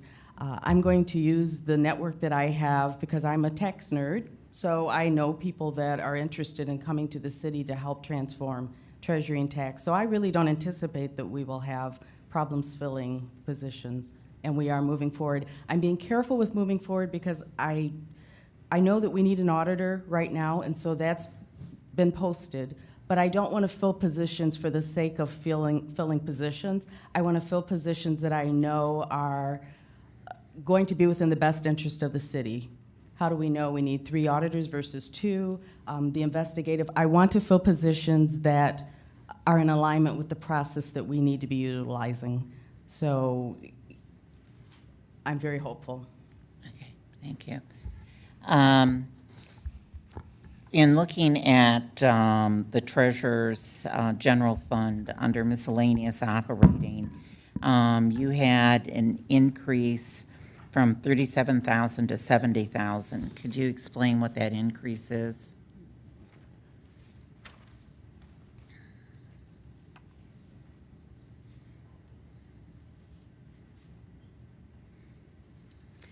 Yes, if you look at the fiscal year 18 actuals, it actually brought it more in line with the spending that has occurred. The fiscal year 19 budget was understated. So if you look at fiscal year 18 and you look at fiscal year 19 year-end projection, the fiscal year 20 budget is in line with that. And that has to do with our miscellaneous operating has a lot to do with, that would be printing of tax bills, and I can't remember what all else goes into there, but yeah, that's to bring it more in line with the actual spending. Could you look into what that is incorporated in that line item and give us an explanation? Yes. Of that? Also, wasn't there an error in the IT and finance that dealt with the HR department? An error in HR. There was monies that were in finance for HR technology. Are you talking about the information technology allocation? Yes. I don't believe so. Yeah. There wasn't there there was money in the resolution that council is passing from Townsend for that allocation. That's where the change in the HR software is supposed to be, and it was actually listed in the HR budget. Oh, is that what we're referring Yes. to? Okay. So that didn't have anything to do with the finance department, but the human resources department, what that was referring to, their budget page was actually not the software itself, but it was staffing. So it talked about the need for some additional contractual temporary help due to the possibility of that, as well as there was one other item that I need to just take a quick look at. It was the payroll system upgrades as well, because payroll is a part of that Phase 2 financial system upgrade. And so the wording was a little misleading, because it talked about increased funding is proposed. That was reflective of wages. Basically special project needs for wages in terms of those potential system upgrades or so that wasn't referring to the software package itself. I apologize for any confusion there. Okay. And then under accounting and budgeting, your telephone expenditures, there was a decrease from 18,000 to 5,000. Yes, and that is also, to bring it in line, I believe we did some allocations between the three different divisions that transpired after the fiscal year 19 budget was adopted. Okay. All right. Are there any other questions for finance? Does the auditor have any questions? And this is a part of the thing, I'm probably going to get a little bit detailed here. In some of the information that I was reviewing for the information to IT allocation that was asked in response to some of the council members' questions, it appeared that the accounting budget information technology allocation that was listed on the spreadsheet that you provided me for the allocation based on the number of computers and the personnel reflected a different amount than what was on the line items. And the only reason I bring this up is because there's a $3,000 difference, and obviously it has to come from somewhere. I assume that the total amount that's allocated or the proposed is correct. So like I said, it just has to slide $3,000 from some other line item. Obviously, that's in the line item detail, but if you would get me that, where that would be going or allocated, or any additional clarification, because I read through your responses and I'm still wondering whether there's $3,000 and where it's going to come from. So the IT allocation, yes, there will be $3,000 more charge than was indicated in the budget. What occurred there is as we round. So when the budget is put together, of course, you end up with very odd numbers, very detailed numbers, and we round those to some extent so that we're talking about whole dollar amounts. And to round the finance budget, we needed to shave off $3,000 rather than adding $7,000, so to speak. In doing so, that we could have put that to a different line. Staff put it to the IT allocation. It's a $3,000 amount, but in terms of the overall budget, it's not very significant. But it was set against that line. So then, when you ask about the IT allocation, yes, it was a difference of $3,000. Yep. Okay. Any other questions? Seeing none, we want to thank you very much for being with us this evening and for your presentation. Thank you. Thank you. That takes us to the city attorneys. And you may have your will. You can either stay right here or you may go down there, whichever you prefer. Okay, all right.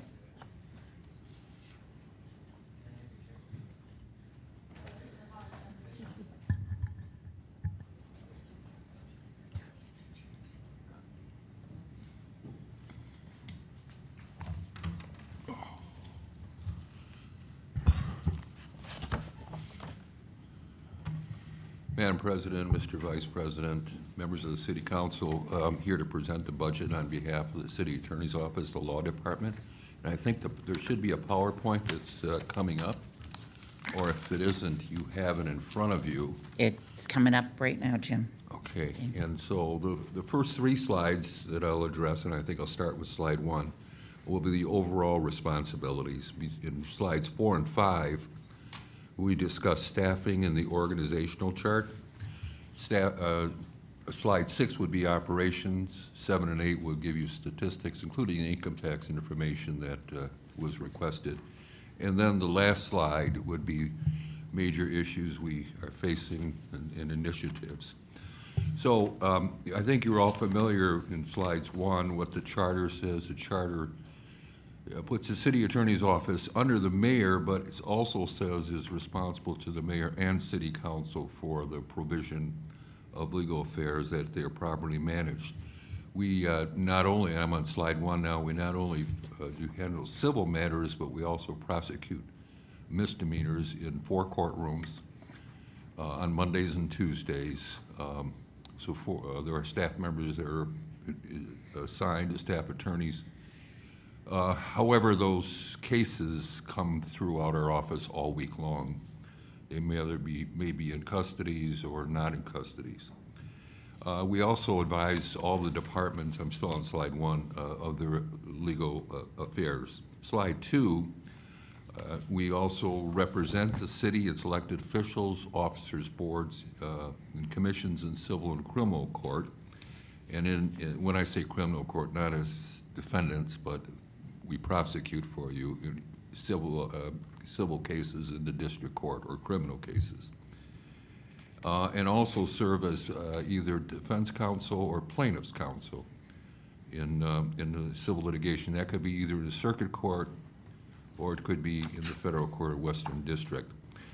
And we also advise and counsel any of the departments, the city council, the mayor's office, boards and authorities on legal rights and responsibilities. So going to slide 4, currently we have a staff of 6 attorneys, an office manager, a district court assistant, litigation assistant, and customer service representative. I believe we are at the lowest historical level. There have been periods of time when I understand, like when I started back here again, the staff was non-existent. So there were lower areas, but historically it's it's been consistent with the past. We also have a great internship program, both from the Michigan State University pre-law colleges, but also from the law school. Throughout the year, I can report that we have had no major controversies. If you recall, the FOIA backlog, I think, is non-existent. We treat everything with confidence in the department so that there are no rumors that come out about projects. We maintain that confidentiality at every meeting, and it's reminded to all the staff that they must be confidential. We attempt also to speak with one voice to discourage getting different opinions from different attorneys. I think we have a tremendous team spirit among the organization. We have huddle conferences. We have people covering each other, covering each other if there's an emergency, or covering each other if there are conflicting projects, whatever. It's a tremendous team spirit. And I also think that we have developed probably the best marijuana expertise for a local governmental law office in the state. We have just, and I'm going to talk, it's everyone, but I want to talk specifically about Heather and Amanda. I don't think those two miss anything on marijuana and can give us the best legal advice. And that's because of all the experience the city has had. So I would stack us up against any other municipal law department or private firm. Now, the organizational chart is on 5, and I would like to point out that the whole law department has been rebuilt in the last 2 years, in 2 3/4 years. Every person, and I'm not going to Jack Roberts is not an employee, but he's there as a counsel. Everybody else is under 2 3/4 years. Joe Aboud was 1 year before that, but the whole rest of the department is brand new.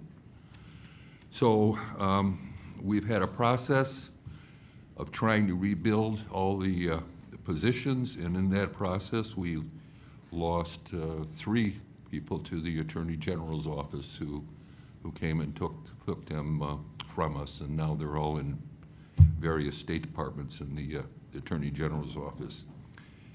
So that's the staff makeup. We have the vacant position. I know we'll get the question, why is that vacant? And it's under study. The staff has developed so greatly in the last 2 years. Just need to look at this a little further to see whether we even need to fill that. And so for the sake of efficiency, I've got that under review. Jim, is that position funded in this year's budget? Is that what? It's Is- still in the budget, yes. So it's still a funded position? Yes, Thank it's you. funded.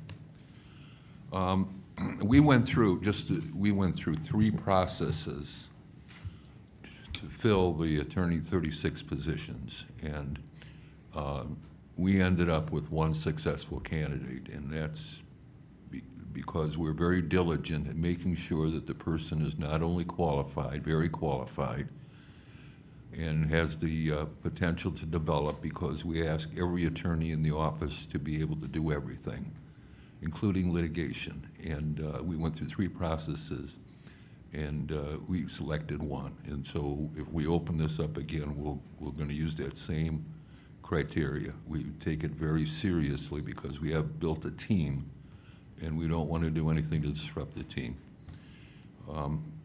The functional operations of the law department are on page 6, and rather than read down the list, you can say we're like a full-size law firm. It's easier to say what we don't do. We're a full-size law firm, but we don't do family law. But it may be bankruptcy. Of course, we do bankruptcy on the other side with income tax. But we also represent, and we're providing services to Board of Water and Light, LEPA, Zoning Board of Appeals, and any other board or authority that's out there. And we're trying to expand that also. So statistics are found on page, the next page, that would be 7 and 8. So you can read those numbers. The litigation, it was 32 2.5 years ago. We get new lawsuits, and we end up getting rid of them, or winning, or settling them. Currently, we have, when this was prepared, it was 22 cases. We now have 24 cases. 14 medical marijuana cases, opened and closed, and we handled all these in-house. And then you can see the ordinances, traffic, and income taxes, again, in 4 courtrooms. That's the number there. I'm sorry, the next page. Which Jim, how many cases are being handled by outside attorneys right now? Out of the cases we have, and some of these cases have been around for 6 years, that were selected before. Out of the cases, we have 5 that are joint with outside counsel. And a lot of the cases there are when police are sued because of either a false imprisonment charge, assault and battery, or some type of civil rights violation. They will sue the city, and then the plaintiff will sue the officers also. And the federal court judges have told us there's a conflict of interest if the same attorney represents both sides, right? So we have to select outside counsel. So we have 5 of those. We have 1 opioid litigation. You all know that one. That was sent to the major opioid. That's the multi-district litigation. And then we have 2 that deal with the flooding situation in southwest Lansing. That's a 6-year-old case. Other than that, the city is handling the cases. As I indicated, we handle all of the zoning cases, and that's the goal. I mean, that's why we're developing the expertise in our office to have every attorney be able to handle litigation. And this is from the answer filing, to the briefing, to the discovery, to the trial preparation, to the actual conduct of the trial. So hopefully that answers your question. On the statistics, going back again, the income tax cases, again, you can see, Mr. Hussein, you can see 2019, through the district court, last year, 3,000 cases. And then 2019, so far, 1,038. Now, there have been changes in procedure where all of the cases with the judges, because the judges don't like these cases being interspersed with other types of criminal cases, So now they're all being set for one afternoon or one morning or something along those lines. I think the question Councilmember Hussein had was how many warrants do we have out? These show the cases.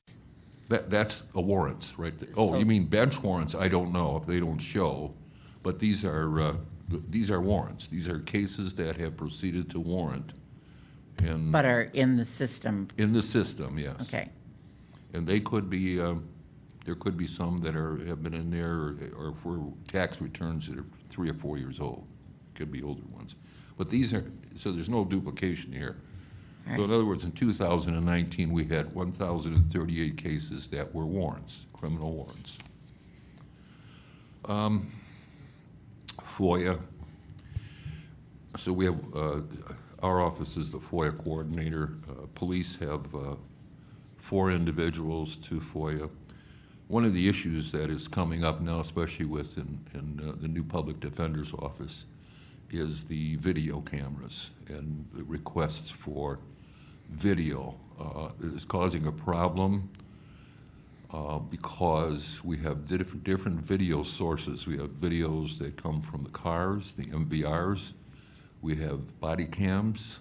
We have detention videos. Then you have your just public space videos. So you get the issue about how long you should retain these videos. But now, Defense Counsel will be requesting the videos, and every video has to be reviewed. So we have a 2-step process. If there's a request for a warrant from our office, we have to review the unredacted video. If Defense Counsel is appointed to represent an indigent defendant and wants the video, the police department has to redact the video to take out sensitive information either on minors or police procedures, whatever. That's a long process. And so there's a huge burden coming on the videos that I just want to alert you. This has been raised throughout the city, and we're working on it. Our office is spearheading a team to review this whole process, not just the redaction, unredaction, but also the retention. If we have a warrant request, we have to review the video also, unredacted, to make a decision on the warrant. And we don't want to be withholding decisions on police reports while we review a mountain of videos. That wouldn't be very customer friendly, if you will. And I'm not so sure the courts would put up with it, or the police department.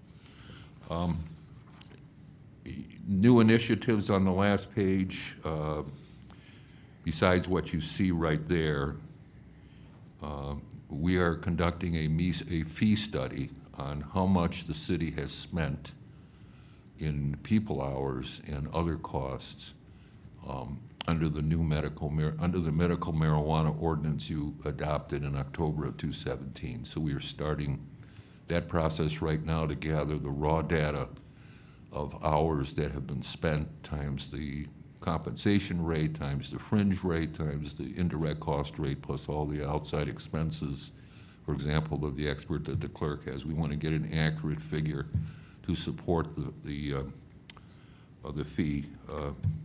Jim, before you continue, Councilmember Dunbar. Thank you. Is it possible that you're going to find that the hours are such that we can increase that fee? We'd love to increase the fee. We have to get the state statute changed. It's capped at 5,000. I have no question in my mind, just knowing what's happened in our department and hearing what's happened in the clerk's department, and today hearing what's happened in planning and neighborhood development, the number of hours they have put into this, I have no question that we have greatly exceeded the fees for the licensing, but we're capped at 5,000. So would the results of the study that you're doing be used to lobby the legislature to change the cap? It could be, depending on who wanted to do the lobby, but we'll get, I'm hoping to get this finished in 60 days. Okay. What was the original purpose for that then? What was the what? I'm sorry. The original purpose for gathering the data? I mean, obviously, it's great to know, but we don't do just frivolous studies. As a matter of fact, when the Public Safety Committee was first crafting the ordinance and the fee was being discussed, we put together an estimate to be able to justify, just because the law requires it. So if you get a challenge, you have to be able to justify that you've used the fees. And don't confuse this with the rain fee and all that, the Headley stuff. This has always been the law. You have to justify license fees.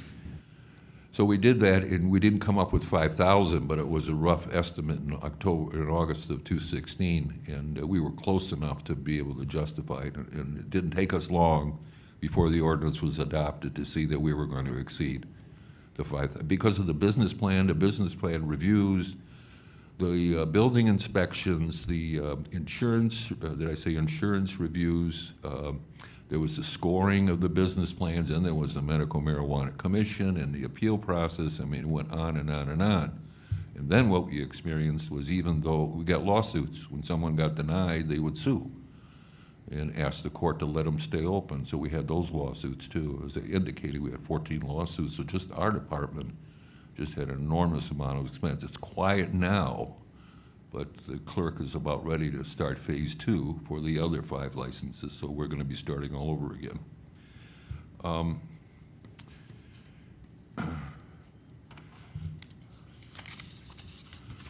think that's about it. You have any questions? All right, that completes the new initiatives, Jim? Is that what you're saying? Yes, I know there's a discussion about, well, there's 2 other things that I'm waiting. One is examining the idea and we're having a meeting with one of the other departments about the processing of citizen complaints.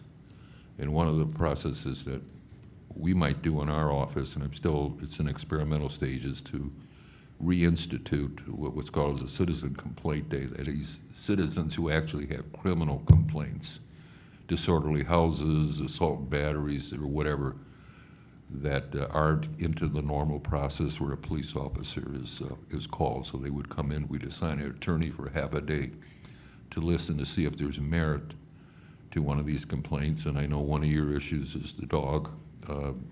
That could be something like that, dog at large, and then refer them over for a police report. And then if the warrant is justified, they come back. We've used that before here in the city. The other initiative is the budget indicates a research attorney for the city council, and we have agreed to do that, and half of a person for that. And I might want to suggest that we consider maybe rotating after 3 to 6 month periods or whatever, but those are the initiatives. All right, and we'll have further discussion on that particular one after our internal auditor puts forth our budget proposal. Okay. Then we can delve into that a little bit more All right. Thoroughly. Councilmember Washington, then Councilmember Dunn. Thank you, Madam President, because I actually have some questions about that position, because that is not what we asked for. But I guess somebody decided to change it. Having said that, Jim, I've had this discussion with you before. What are we doing? Our attorneys are underpaid. And this is what causes us to have the huge turnover. And I actually, in my department with the state right now, have one of our former city attorneys. Yeah. And we are not paying our attorneys a proper wage. The city of Lansing and our law firm should be a destination, not a springboard. And I'm wondering what is being done to look into the budget to make our attorneys, who we are really fortunate that we have really good attorneys on board, but they're all going to get better offers. Oh, there's no question. And we need continuity. Like I said, there should be a destination. And who is taking this very, very seriously to be looking at these attorney wages, because they are not in line with what's going on out in the real world. That's underscored when when I see other cities sending blast emails with assistant city attorney positions, and they're above our pay scale. Right at the same time, we are out looking for candidates. I mean, it's just, so first of all, there's been and I believe there's been assigned and implemented CBA agreement, and plus I have submitted all of the attorney's positions to the outside consultant for reclassification. That's what I've done so far. I recognize the problem.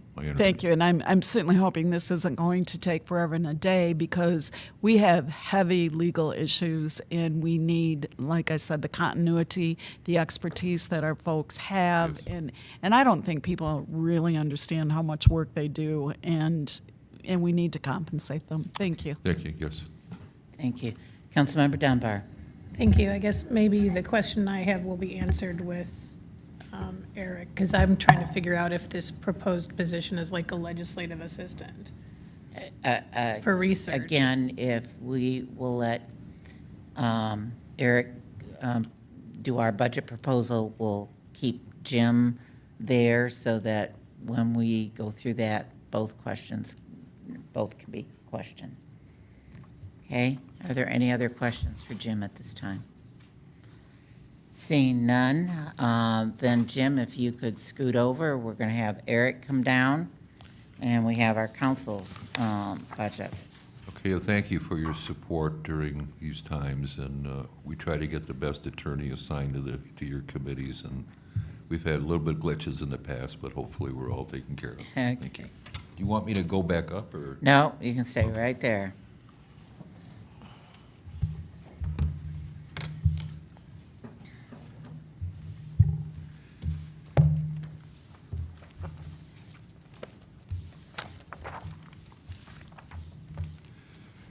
It's a little bit different sitting down here. Yeah. Like I said, it's not- a little bit different. I can see why everybody's sweating a little bit. You're going to do fine. There should be a presentation that I prepared, and it's also included in your packet, about the city council budget. I'll be covering the city council budget and the internal audit budget. And like I said, this is more for informational purposes, because obviously you're the subject matter expert because you're city council. So like I said, is that just this is more for the public that's viewing. My name is Eric Brewer. As a city internal auditor reporting to the city council, I'll be presenting the fiscal year 2020 budget proposal for city council and the internal audit, which is contained within a separate cost center. First, this is slide 2. The city council role is the legislative branch of the city of Lansing. It's responsible for adoption and amendment of ordinance in accordance with city charter and state law, which the gentleman next to me knows that very good because it's city charter. Vested oversight and investigative powers is charged with creating city policy through the adoption of resolutions. Conducts committee of the whole and regularly scheduled committee meetings, which we are currently doing. Reviews proposals from administration and offers citizens an opportunity to make suggestions for the improvement of the city and city operations. Adopts the annual city budget, designated appropriations and amount to be raised for taxation and general purposes and payments for principal, interest on and indebtedness. Works directly with other government businesses and community groups to resolve regional and neighborhood issues. The city council performance measures, which is located on slide 4, develop protocols to respond in a timely manner to calls, emails, and inquiries from constituents. I know this city council does a very good job with it because I know their email inbox and the calls that we receive from city council. Sherry does a lot of call taking, and like I said, I know you respond that in a very prompt manner. They will prepare and attend city council committees as they are assigned. Will be prepared and attend outside boards and commissioners they assigned and prepared reports to share with fellow council members and the public. Will be prepared and attend council meetings. Will establish additional ways to share information, facilitating additional transparency in city government. Will review during the budget process whether city departments have met the performance budgeting, and if not, where they're lacking or have excelled. And then upon the adoption of ordinances, council will work with the various departments to ensure the procedures is developed for the training and implementation of ordinances. Some of the performance metrics that we're seeing is, if you look on slide 5, you can see what we did is we did a breakdown of the resolutions that have been passed in previous years. This is to note that the date is 4/30/2019 because there's actually 19 resolutions that are pending that are represented in the Laserfish. But to make it clear, we have 132 resolutions approved in 2019 as of 4/30/2019. And also 324 and 308. As you can see, it keeps on growing. And I assume that 2019 is probably going to be higher than 2018. The ordinances, the same thing appears to occur from 2017 to 2018. It increased. And as of right now, 4/30/2019, we have 6 approved. And these are calendar year, which is a little bit different than fiscal year. In addition, on page 6, we have the number of council meetings. As of 4/30/2019, you have 9 regular meetings and 1 special meeting. There was 2 council meetings. And then in addition, you also have the breakdown of the committee meetings. And you can see that the number of meetings have increased over the previous year from 2017 to 2018. And like I said, it seems like I have to attend some of these meetings. And it seems like there seems to be more meetings. Now, to get this is more information. The proposal budget that is referenced, that I've referenced here, is not the proposed for the mayor's budget. It's the amount that went through the leadership and then was submitted to the Ways and Means Committee and then was approved, and that information was forwarded to the finance director. So like I said, this is not reflective in the actual budget, but it does show you what the original request or the original request for city council was. The city council submitted a proposed budget that include 25 items for the total requested amount of $856,681.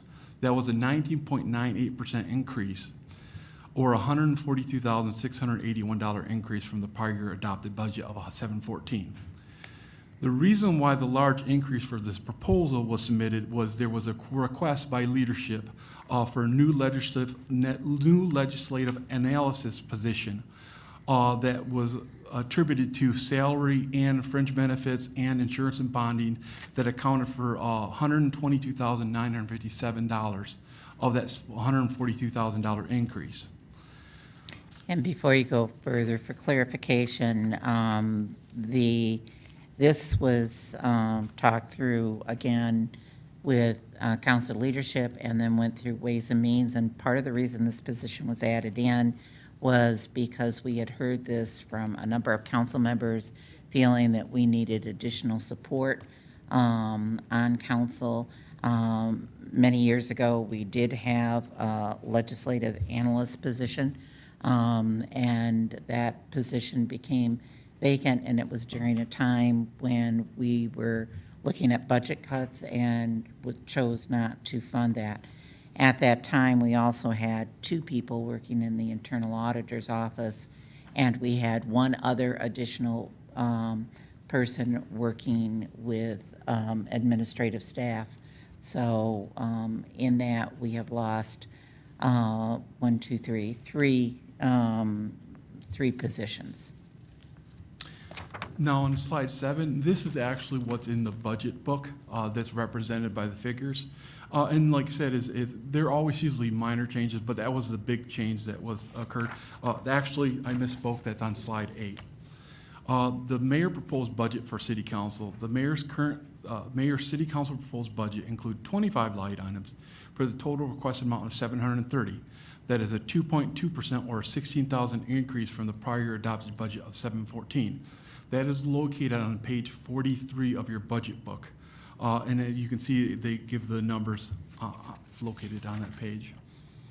The next one, what are these 25 line items, which is located on slide 9? These include the salary of council members that are set by the elected office compensation committee, 2 paid office staff members that do a great job. Again, I'll mention Sherry again. Fringe benefits calculated by the finance department based on Social Security rates and healthcare coverage. Council members, office holders, expense accounts that provide 2,000 at-large and 1,500 ward council members. And this is really fun to keep track because of the delay in certain systems, and it's just very fun. So, overhead expenses for the information technology, utility, phone, insurance, and bonds, etc. And the account set up for support of community projects such as promotion and community funding that can be used to buy ads and program booklets and events and add or help sponsor events. Now on slide 10. The reason for the $16,000 increase from the prior year budget is $2,000 increase in miscellaneous operating, $5,934 increase for the salary line item, $144 increase in fringe variable, $4,273 increase for the information technology line, which was the allocation amount, $2,260 increase for insurance and bonds, $3,024 increase in utilities, and then $500 increase in the promotional account line item.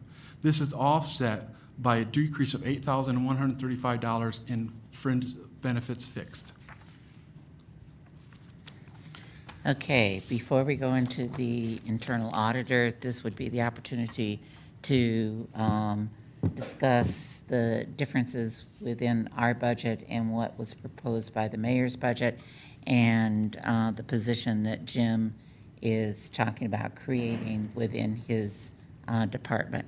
Councilmember Washington. I would like to know why. We clearly asked for something that we've had years ago. For the public, I think this is the regarding gun the salute legislature. for the fallen officers. So if you're hearing that in the background, we're not under attack. Peter was getting ready to run out the Right. back door. You say how he is, Kathy. So anyway, I really want to know the justification. This is something we've actually talked about for a few years, and our leadership team made the recommendation. The Ways and Means approved it.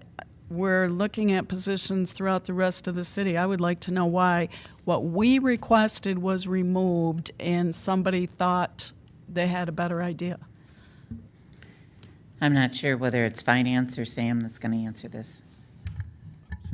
I'm happy to. We had conversations in our meetings with the finance director and with the city attorney, and Jim mentioned that he did have a vacancy, and it was in balancing all the different competing priorities. It seemed like it was an effective way to provide additional support to council while using an existing vacancy, and so it seemed more cost effective.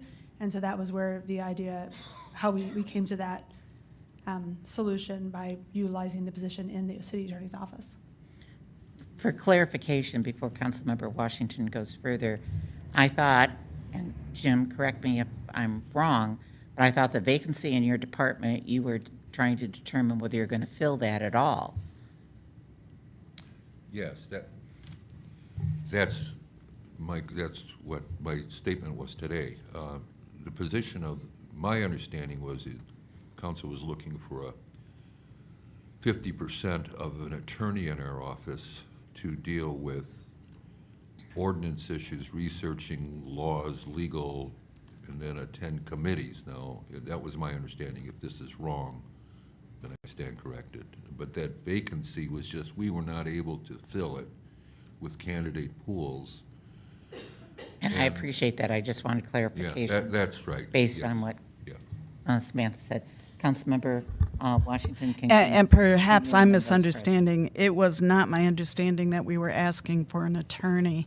And, These are two different. you know, all of us could use the assistance of a legislative analyst up here. And I think, out of respect for us, we should have an opportunity to hire and choose our own individual.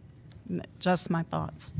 Madam Chair, I think we're talking about two different issues, and I was addressing another issue. I wasn't addressing a legislative.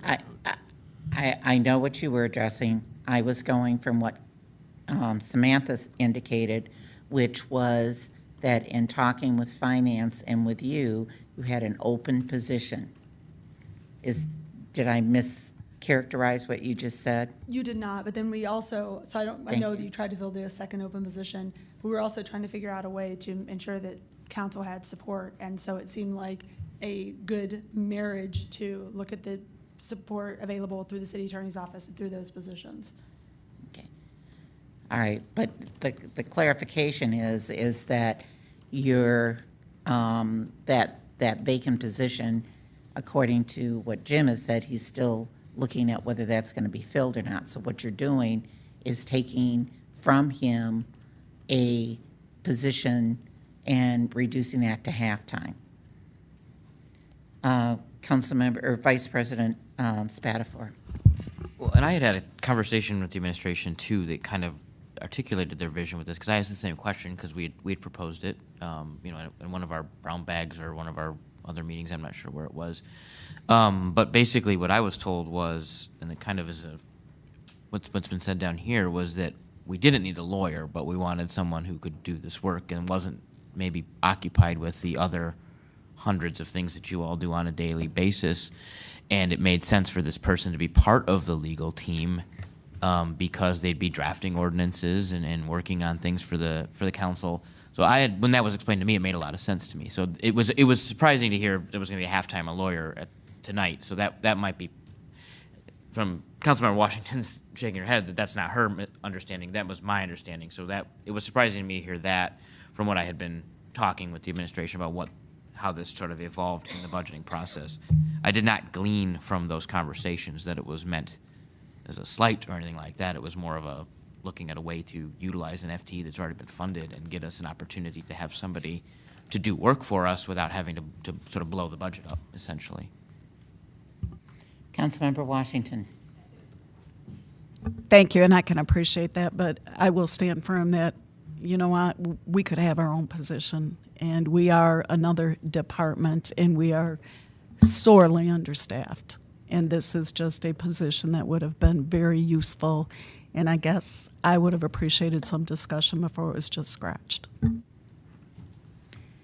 And I would also like to say, for clarification's sake, as I mentioned earlier, council made the decision to cut their positions when there was financial difficulty. It wasn't left up to the administration to determine that. We looked at our own budget and we looked at what was happening with other employees and furlough days and made the determination that we would not fill those positions and we would allow them to go away. So I think, part of this issue is we put together a budget, and I think that there should have been some discussion coming back to us with, by filling your position, these are the things that might not happen if you choose to go ahead and fill your position. Are there any other questions on this? Councilmember Hussein, you just sighed. Is that a question? No, I'll just make a quick comment, and I really I don't want to sound like I'm on the attack. It's a tough pill to swallow, and we discussed a little bit last week as an example. And again, I don't want to be on the attack, but when you talk about, and it has not been proven otherwise to us, but when you talk about the raises, for instance, you have the 11% for the chief of staff, the 9.47% for 3 different directors. You have positions that have been added to the mayor's staff and funded over the past couple years. And then and again, you're talking about a city council that is in terms of support staff, is pretty bare boned. And thank you so much to the individuals that we do have on our staff, because we understand the workload and the considerable amount of time and effort that it takes to do really duties that other positions should be supporting, if you will. And so it's a little bit surprising to me that the one position that we have asked for since I've been on council to be funded, that wasn't given just a little bit more consideration, considering. So when we talk about sacrifice, I guess I'm not feeling the shared sacrifice aspect, across city council and the mayor's office. Okay, that takes us into the internal auditor. And Jim, you're now can leave the hot seat and back up here to another hot seat. The internal auditor role is established by the city charter to review the financial compliance in accordance with the city council policy. This is on slide 11. The internal auditor works under the direction of city council in reviewing external audits and financial transactions and procedures. The internal auditor also performs routine audits of other city businesses. The internal auditor is appointed by and is responsible to the City Council. The mission of the Internal Auditor's Office is to follow city charter, to improve the accountability of public funds, and to improve operations for city government for the benefit of the City of Lansing. It's important to note that there was no material changes on the budget from what was approved in the Ways and Means Committee in the amount that was proposed by the mayor. The current internal audit proposed budget includes 8 line items of a total requested amount of $196,000. This is a $1,100 increase from the prior year adopted budget of $194,900. That is located on page 45 of your budget book. Why the increase? The reason for the $1,100 increase was $2,086 salary increase line item, $77 increase for fringe benefits variable, $371 increase for information technology line item or at the allocation, $875 increase for the insurance and bonds, and that too is offset by the decrease in fringe benefits fix of $2,309. Is there any questions? Are there any questions on the internal auditors? Seeing none, Eric wants to leave that seat and come back up. All right, thank you. The next item on our agenda, under other, there you should have in front of you an ordinance. And Jim, if you would, Mr. City Attorney, if you would explain this. As many of you sitting here might remember, we had an issue with recodification of ordinances. And so we asked the city attorney to put something together that would make sure that we didn't have that problem again. Yes, thank you, Madam President. The charter requires that every regulatory ordinance be sunsetted after 10 years. And so we ran into a little problem a couple of years ago where that date was missed, and we had to do an emergency ordinance.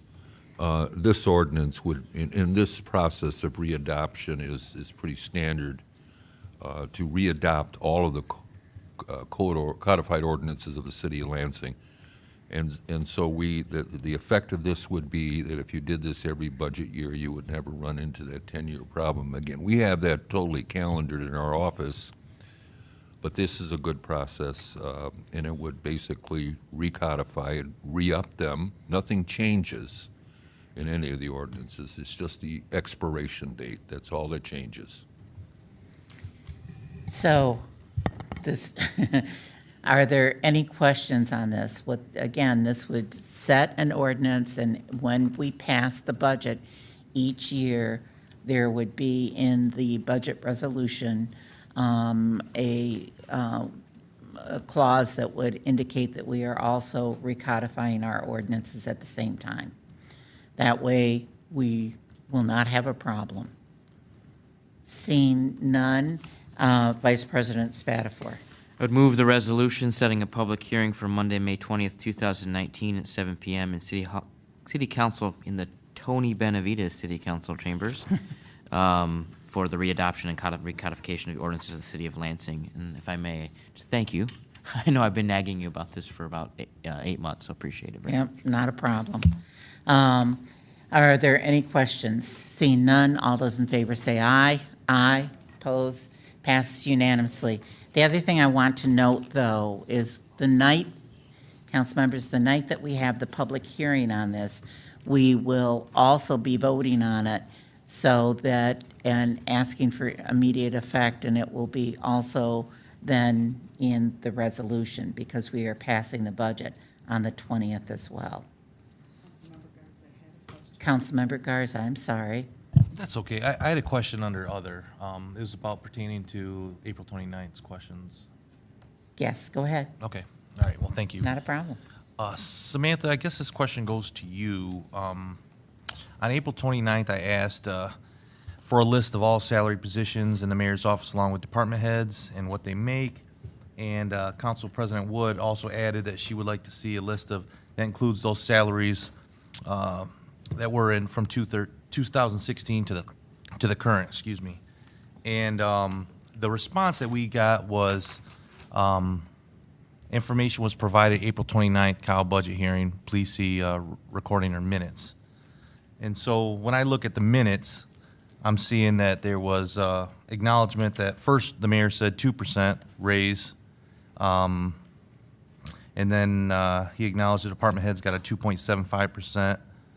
But I guess what I'd like to see is a breakdown of what they made, like President Wood asked, because when I'm looking at, and then I know Kathy Dunbar spoke about the mayor's press release, and then when I go to the press release, it's saying that 11%, 9.47, 9.47, 9.47. So, you know, I'd like to get some clarification of what the previous amounts were to what they are now. Could you put your mic on, please? Oh, sorry, I thought I hit it. It said in the response that Angie provided, it said information is being compiled, and we will send that to you when it was available. It's just HR is going to have to dig back through the records because you wanted it for the last 4 years, so we'll have to have them go back through, and I just don't think they had it ready by Friday. But it was close to being compiled. I'm sorry, it was close to being compiled as of Friday when these were sent, but not quite finished. So, yeah, there wasn't an indication saying about refer to meeting minutes. It said that the information was being compiled. Yeah. Okay, Councilmember Hussein, did you want to? Yeah, so that was the response to question 3. Could you provide the department head salary amounts for 2016 through 2019? So really, there were 2 questions that night, and one pertained to positions within the mayor's office, position breakdown, and salary. I see that. I did not realize that was the response that was sent, although Angie did send me these. I apologize. I just explained what whoever one in our office was. We can get you that breakdown. That's easy to do. I apologize. All right, thank you. Mr. Brewer? No, like I said, is that the document had 2 specific questions. The one was on the breakdown, part-time, full-time, contract, non-contract for the position, and then the amount for the mayor's staff. And then the second question was dealing with the 2016 to current for the department heads so that you can see the trend of that. Okay. Is there anything else under other? Vice President Spatafor, you have a motion? Yes, I move that the city council go into closed session pursuant to MCL 15.268 sub E to consult with the city attorney in connection with the following specific pending litigation. An open meeting will have a detrimental financial effect on litigating or settlement position of the Lansing City Council concerning Ray v. City of Lansing in the Ingham County Circuit Court in the City of Lansing v. Star Indemnity and Liability Company. We have a motion for closed session. Roll call. Councilmember Wood? Yes. Councilmember Spatafor? Yes. Councilmember Washington? Yes. Councilmember Hussein? Councilmember Jackson? Councilmember Dunbar? Councilmember Garza? All right, we are recessing and going into closed session, and when we come back out and reconvene, we will be adjourning. So if people want to leave, I don't believe there will be any discussion. No. No decision making.